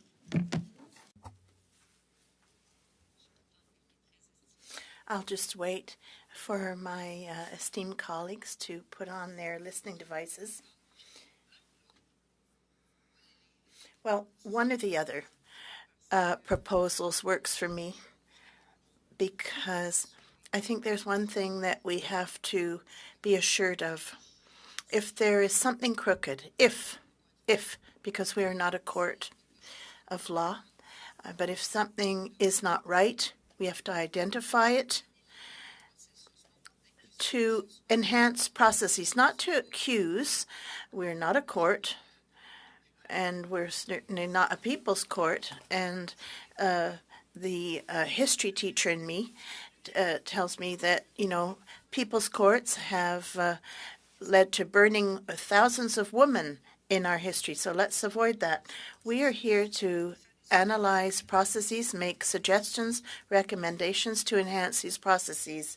So the amendment can work for me, although it's not as precise as what Ms. Kuzi has proposed. But the amendment works for me, even if it is less specific, because it leaves the door open to going further than the 258 million, or the less, or go less far, or if there's more contracts than X or fewer contracts. It opens the door to go into greater depth. On the other hand, the aspect that concerns me is delaying the report to the House. I mean, by reporting to the House, we would be able to have the House, assess what we are recommending and what we have observed. And that aspect I find less suitable. So I apologize to the interpreters for that. Now, if colleagues authorize me, I would I'd make a friendly amendment where we would leave the last sentence concerning the report to the House.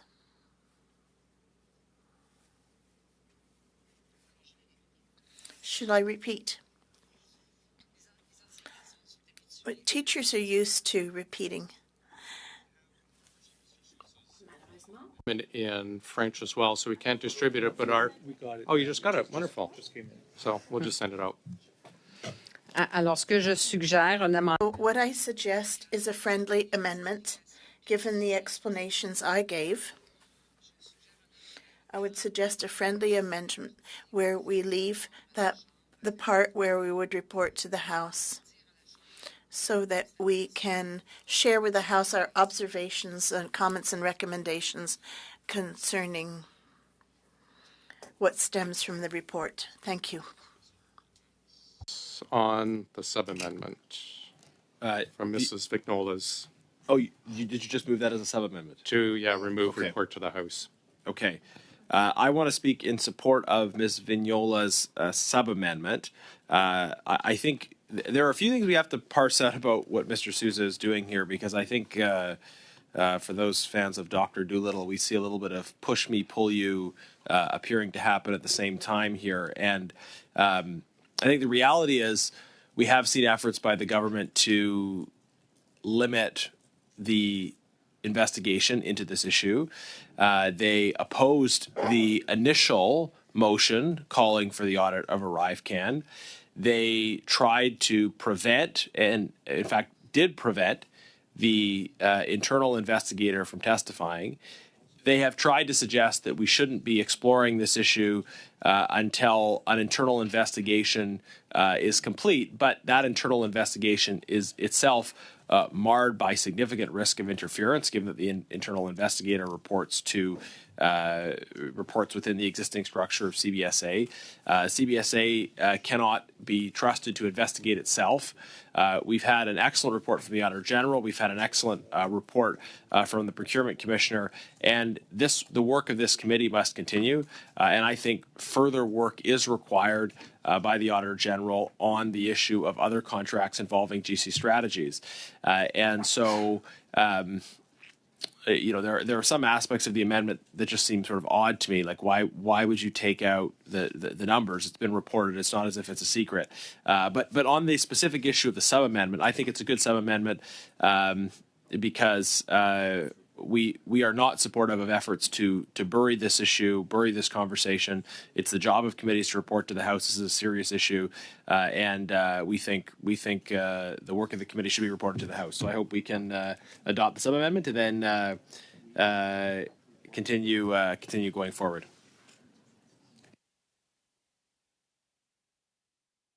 So is anyone on Mrs. Vignola's sub-amendment? Mr. Kuzmicek and Mr. Sousa? Could we just suspend for 1 minute, please? Just for to be able to discuss, because there's been amendment and a sub-amendment. Yeah, sure. On the floor. If we can keep it quick, thanks.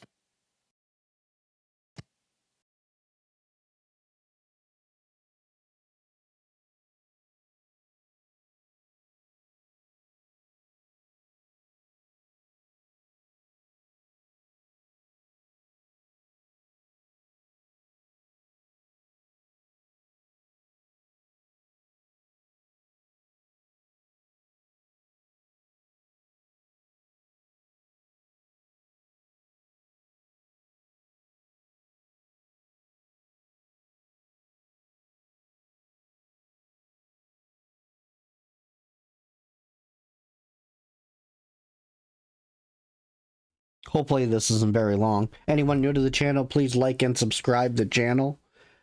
Share the content with your friends on your Twitter, on your Facebook, whatever. It helps get the algorithm going so that my channel does get picked up. It is being suppressed right now, so I need everybody's help to get these videos out there.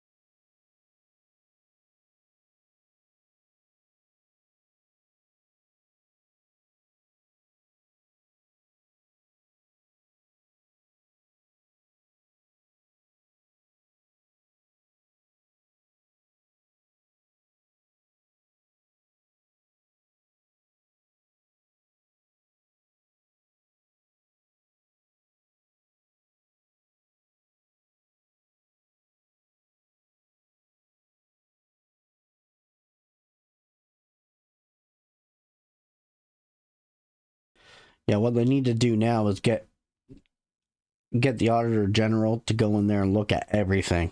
Find every penny. Find out where it went.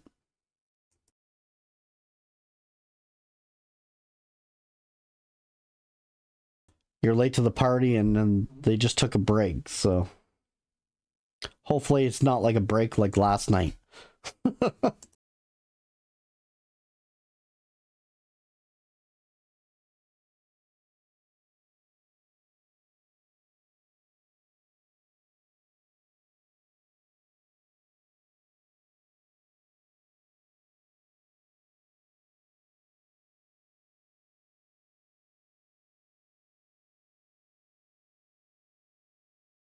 This meeting was so screwed up. They changed the time for it twice in one day. They had it at 6 something and then they changed it to 4:30 and then 4:50 and I don't know, it was all over the place.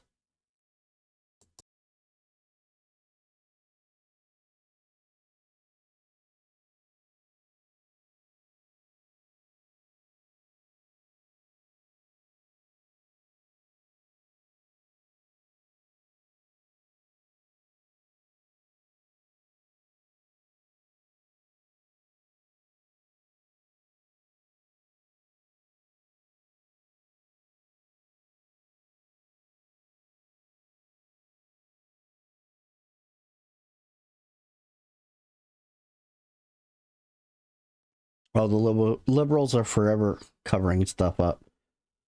The thing is that what I want to know is if when Polyev becomes prime minister, if he's going to do anything about it.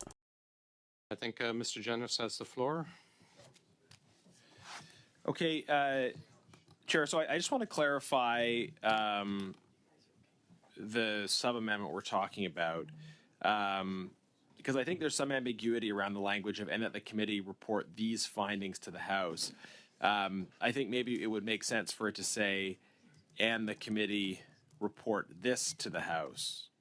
So I don't know if that is what the sub-amendment was, or if that's a new sub-amendment.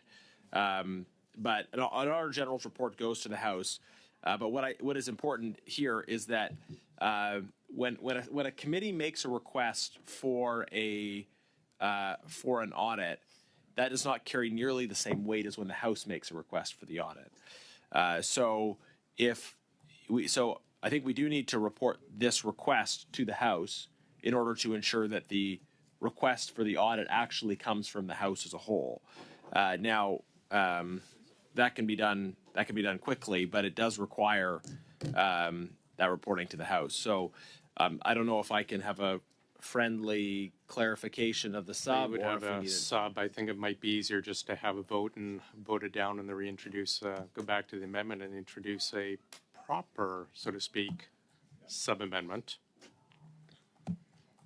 as opposed to sub-amending the sub-amendment to the amendment to the motion. Alors, si je comprends bien, vous me demandez. So if I've understood correctly, Mr. Sousa after Mr. Genis. Mr. Backrack, and then we'll come back to you, Mrs. Vignola. Yeah, thanks, Miss.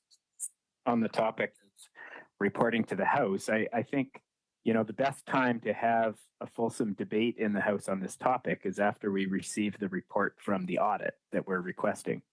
And so, I think reporting the motion to the House doesn't seem to be necessary. What we really want to get out of this is we want the Auditor General to conduct an audit into the items that are listed in the motion. And, I think given the seriousness of the allegations and the information that's been uncovered to date, I would hope that the Auditor General would take that request very seriously.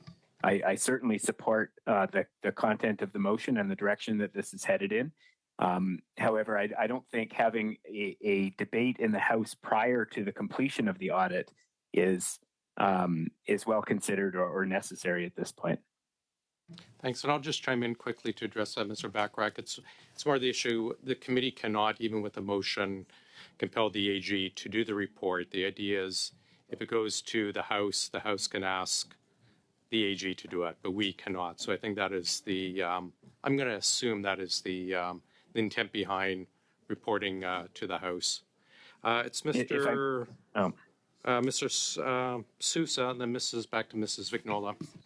Yeah, thank you, Mr. Chair. So in regards to the sub-amendment, it's the original amendment by the Conservatives.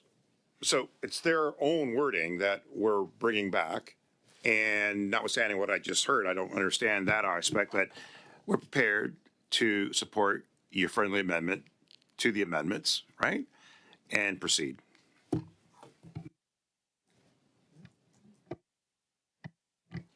Yeah, Mr. Genuis, and then we'll see if they're still on the speaking list. Go ahead, Mr. Genuis. Mr. Backrack, sorry, give me a sec. Mr. Backrack, your hand is up. Did you wish to speak again, or well, just on the sub-amendment? On the sub-amendment to put back in the reporting to the House, is that correct? Mrs. Vignola's sub-amendment. Yes, basically that. Yes. Yes, and I guess my understanding of it differs. Sorry, I'm just asking if your hand's up or not. It is up, yes. Okay, so we'll get to you after Mr. Genuis. Okay, so just for procedural simplicity, I think the simplest thing to do, if there's a desire to do this, is to adopt Ms. Vignola's sub-amendment, but then I would like to propose another sub-amendment which might be adopted or rejected, but it seems that just allows us to move forward. So is there agreement to adopt Ms. Vignola's? Got Mr. Backrack on the speaking order, and then perhaps we can get to adopt our vote on Mrs. Vignola's sub-amendment. Then go ahead, Mr. Backrack. As I was saying, Mr. Chair, I support the idea of the House asking the Auditor General to conduct an audit.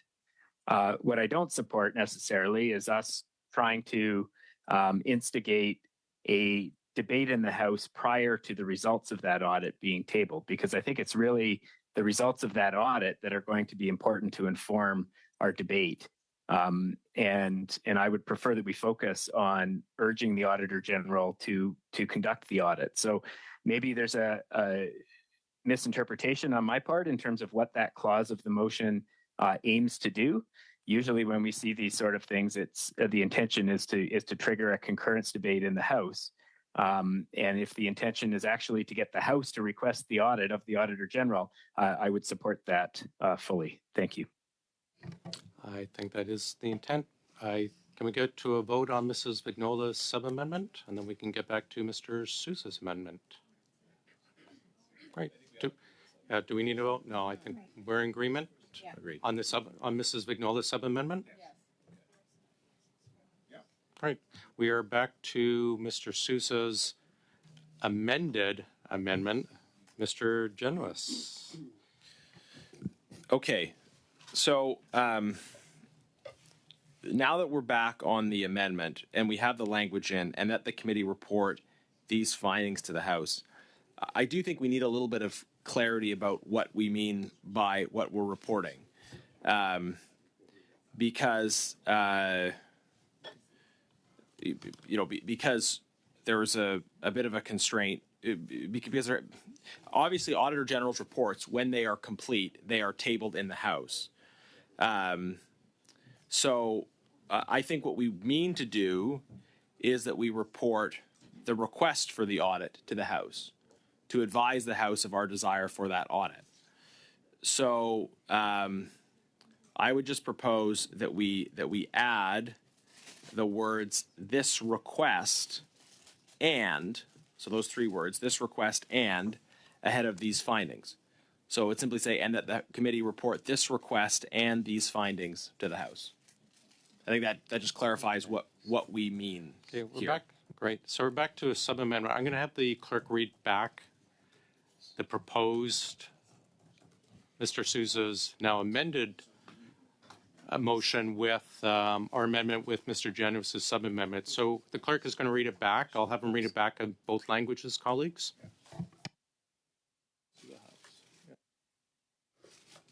Okay, so the motion as amended with the sub-amendment reads that in light of new reports that GC Strategies and other companies incorporated by the co-founders has received millions of dollars in government contracts, including a number of sole-sourced contracts, the committee, the auditor, request the Auditor General of Canada to conduct a performance audit on a priority basis of all payments to GC Strategies and other companies incorporated by the co-founders, and all contracts with the Government of Canada, including all departments, agencies, and Crown corporations, including all subcontracts which GC Strategies and the before mentioned have been awarded under those contracts, and that this request and these findings be reported to the House.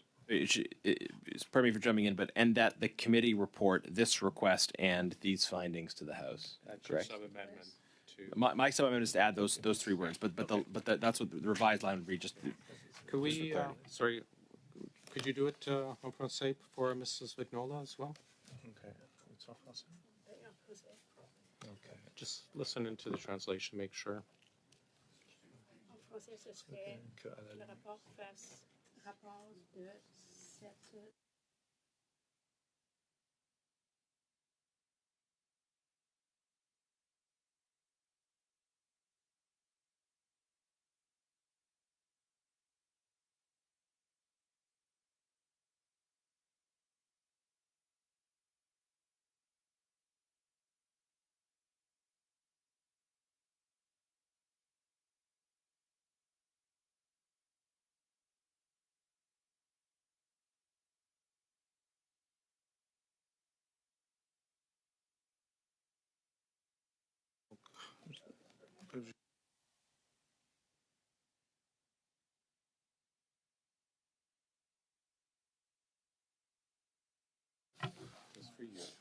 Et en français pour Madame Vignola, que à la lumière that in light of the new reports that GC Strategies and other companies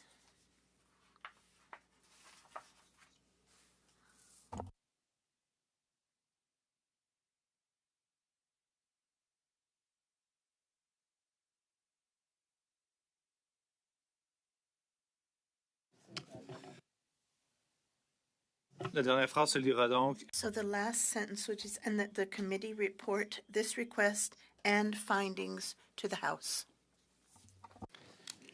I'm starting the speaking list on Mr. Genuis's sub-amendment to Mr. Sousa's amendment. I see Mr. Backrack. Yes, Mr. Chair, to that point, I can support reporting the findings to the House, although it does seem redundant given that the Auditor General's report would also be tabled in the House. I'm not sure the utility of reporting the request to the House, so I won't be supporting the sub-amendment.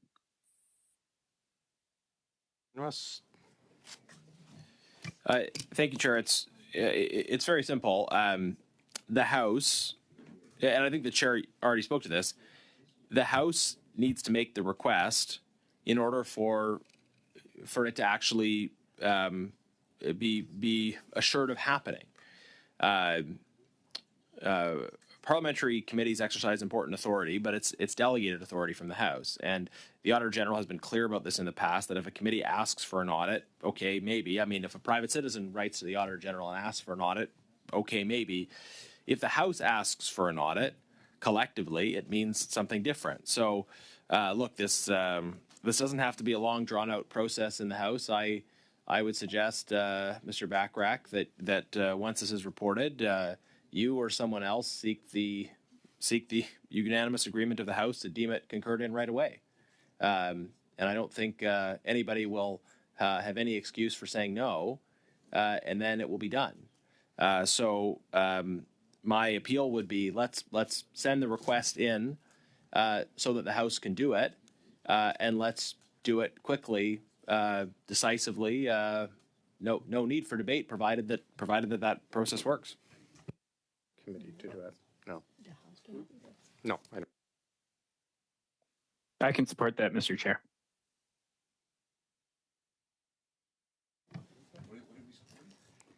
It was Mr. Genuis's sub-amendment to your amendment.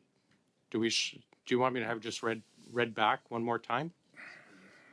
Okay. Yeah. Okay, just bear with us. I'll have the clerk read back just one more time.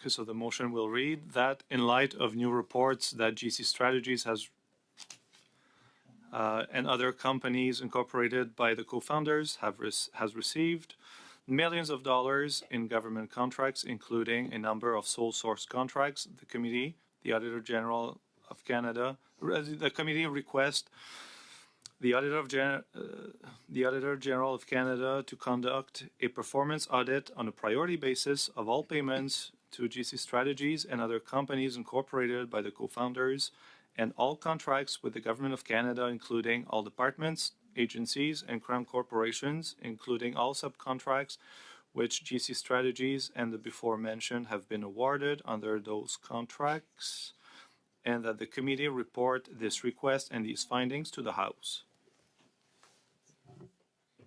Do you need it read out in French, Mrs. Vignola, or was the translation fine? La traduction était excellente. Je vous ferai pas subir ça. Ouais. So it's The translation was excellent. Thank you. the entirety with the line added of this request or these, yeah. For this request and these findings to the This House. request and these findings to the House, but otherwise it appears to be your amendment. Can you just send it to us? Just send it over so we can have it. Yeah. Mrs. Block, if you could just send over in the meantime. Thank you very much, Mr. Chair. In looking at this motion, I do have one question. Actually, I have one question, and I think there's a, for the mover of this amendment. The sub-amendment? Mr. Generous moved the sub-amendment that we're discussing Okay. right now. Okay, so we're not talking about Sousa's amendment yet? No. Okay. Let's finish the sub and then.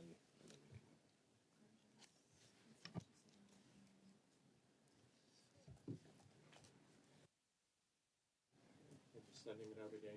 Yeah, thanks. I think they.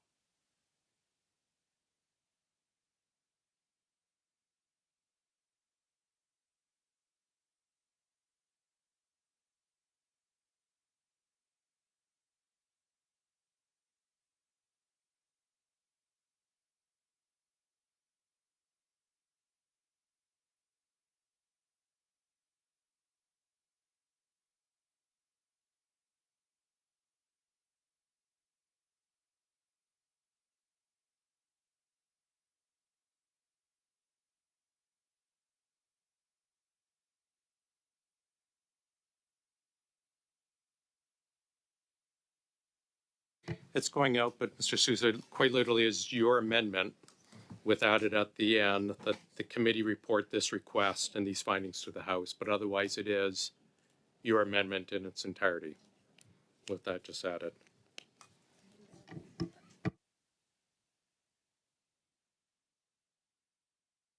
Chair, I think we're ready. We're not suspended, right? I think we're ready to proceed. Maybe about 2 minutes. You're not. Maximum. We've read it repeatedly to you, Mr. Sousa. I'm not sure how much more you need, but 2 minutes maximum, please.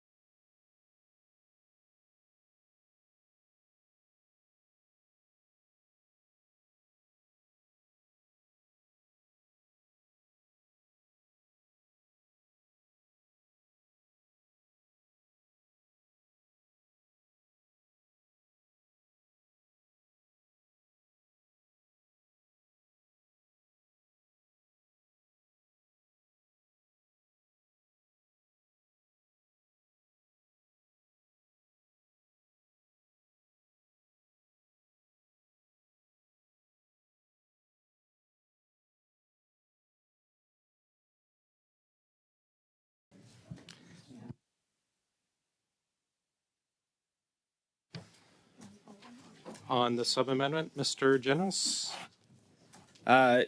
Yes, Chair. The effect of this request, as my colleagues know, is that it delays the possibility of the response time requirement is 120 days, right? So we're in the middle of February. This means that effectively there could be no decision of the House on this matter until, taking into consideration timelines and so forth, probably until into the summer and then into the fall session. So I think notionally the idea of asking the government to provide their feedback on this is welcome, but the reference to Standing Order 109 is a sneaky attempt by the government to effectively prevent the House from pronouncing itself on this matter until the fall. And so I hope that the committee will join me in seeing through the continuing shady efforts of the government to bury this issue by stealth, and will not support this sub-amendment. Thank you.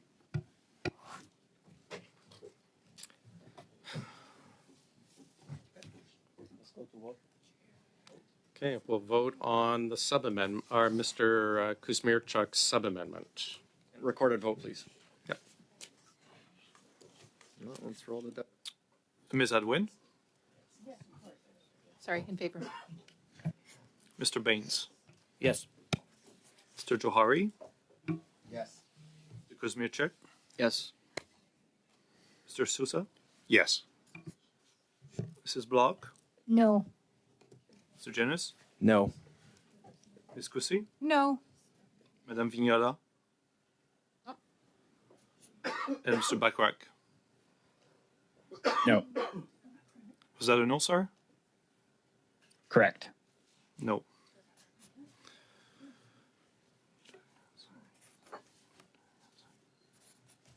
And there's a tie.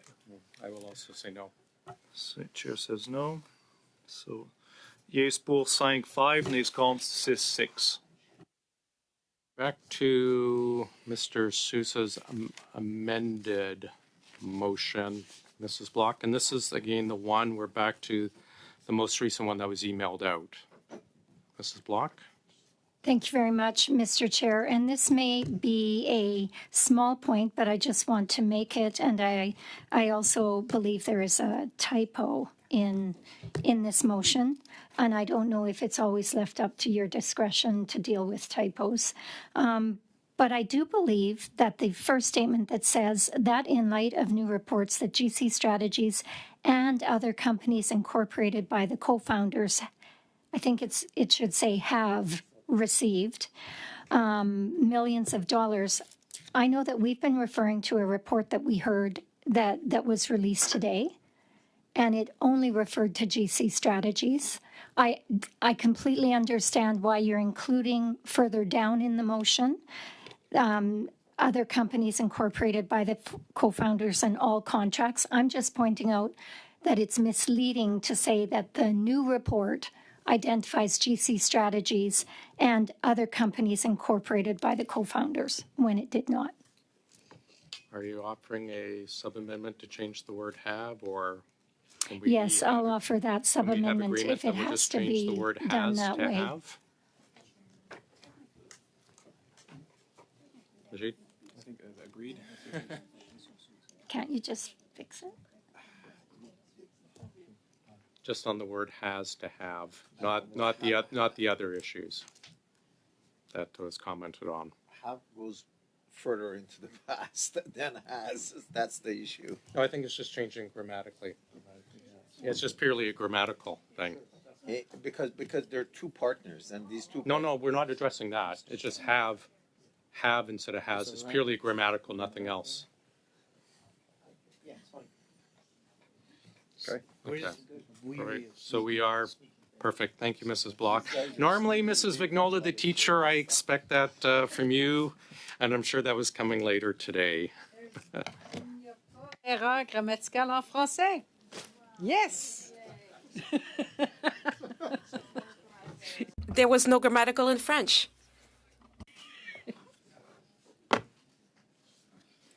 Are we ready to Sorry. go to a vote on this amended motion, everyone? On the amended motion, the final one that had been emailed out to everyone. Well, yeah, the one emailed out but have and not has, because we agreed to make the grammatical change, the correction. Recorded? On the motion as amended, Ms. Atwin? Abstain. Abstain. Mr. Baines? Yes. Mr. Johari? Yes. Mr. Kuzmierczak? Yes. Mr. Sousa? Yes. Mrs. Block? Yes. Mr. Janus? Yes. Ms. Kusi? We're doing this first. Yes. Madame Vignala? Oui. Mr. Backrack? Yes. Yes pour 9, nays contre 0. Wonderful. And it passes. Colleagues, we are going to suspend. So, Chair, just a point of order, I want to clarify. We've adopted the main motion now, so we're good? Yes. Okay, Yes, thank you. that's adopted. Mr. Backrack, I think you have to sign out and then sign back in with the different Zoom. So we'll suspend for a couple minutes till we get Mr. Backrack back. I'll do that. And then I'll we're do coming that, back in Mr. Chair. camera.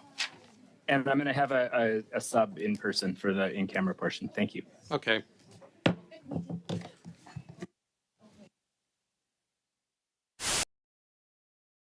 All right. So they're doing this again.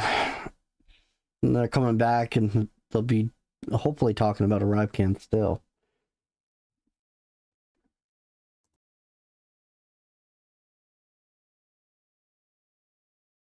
Yeah, I've been out about, like, I barely get any sleep anymore. I was just sitting here watching, like, zoned right out. I can still hear, but you guys couldn't hear. I forgot that I clicked it the last time the music came on and then didn't turn it off.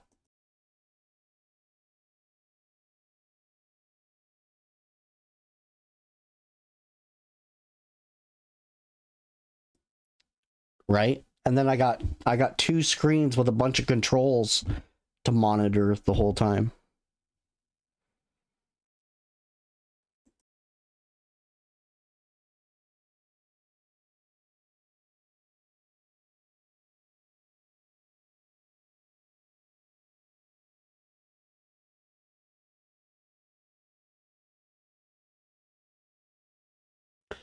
Oh, by the looks of it, looks like they're shutting down the whole meeting.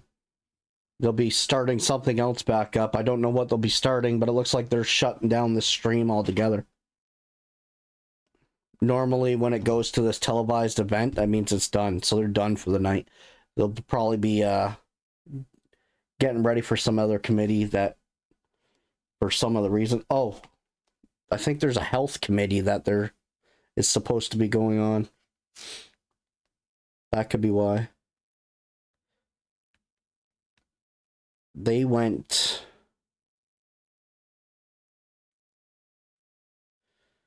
Oh, they went into in-camera. So yeah, they're done. That's it, guys. They've gone into in-camera. So when they go to in-camera, that means it's not aired to anybody. So that's what they're doing. All right, anyone new to the channel, please like and subscribe. Ignore the fact that I left it muted for a little while. I was out to lunch, space case.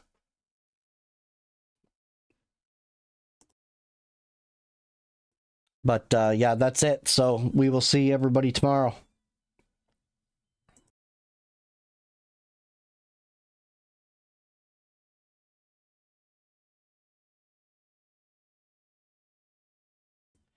Yeah, so when they say in camera, that means it's behind closed doors. Nobody can see it in the public.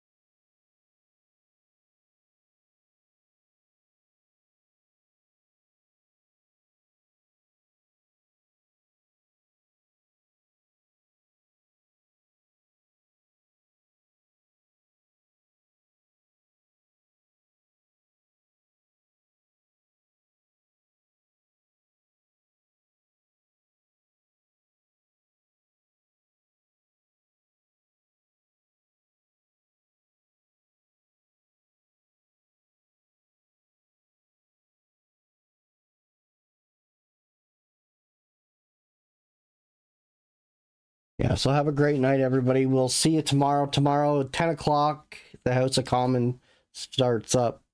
I'm pretty sure. You think I'd remember this stuff? I've only been doing it for how long now? Anyway, yeah, tomorrow 10 o'clock, the House of Commons should be starting back up. I'm not sure what they're doing to start out with, but we'll wing it. I'll just double check here. Make sure they haven't ended the House of Commons. Yeah, I still can't see, so. Yeah, all right, folks. Have a good night.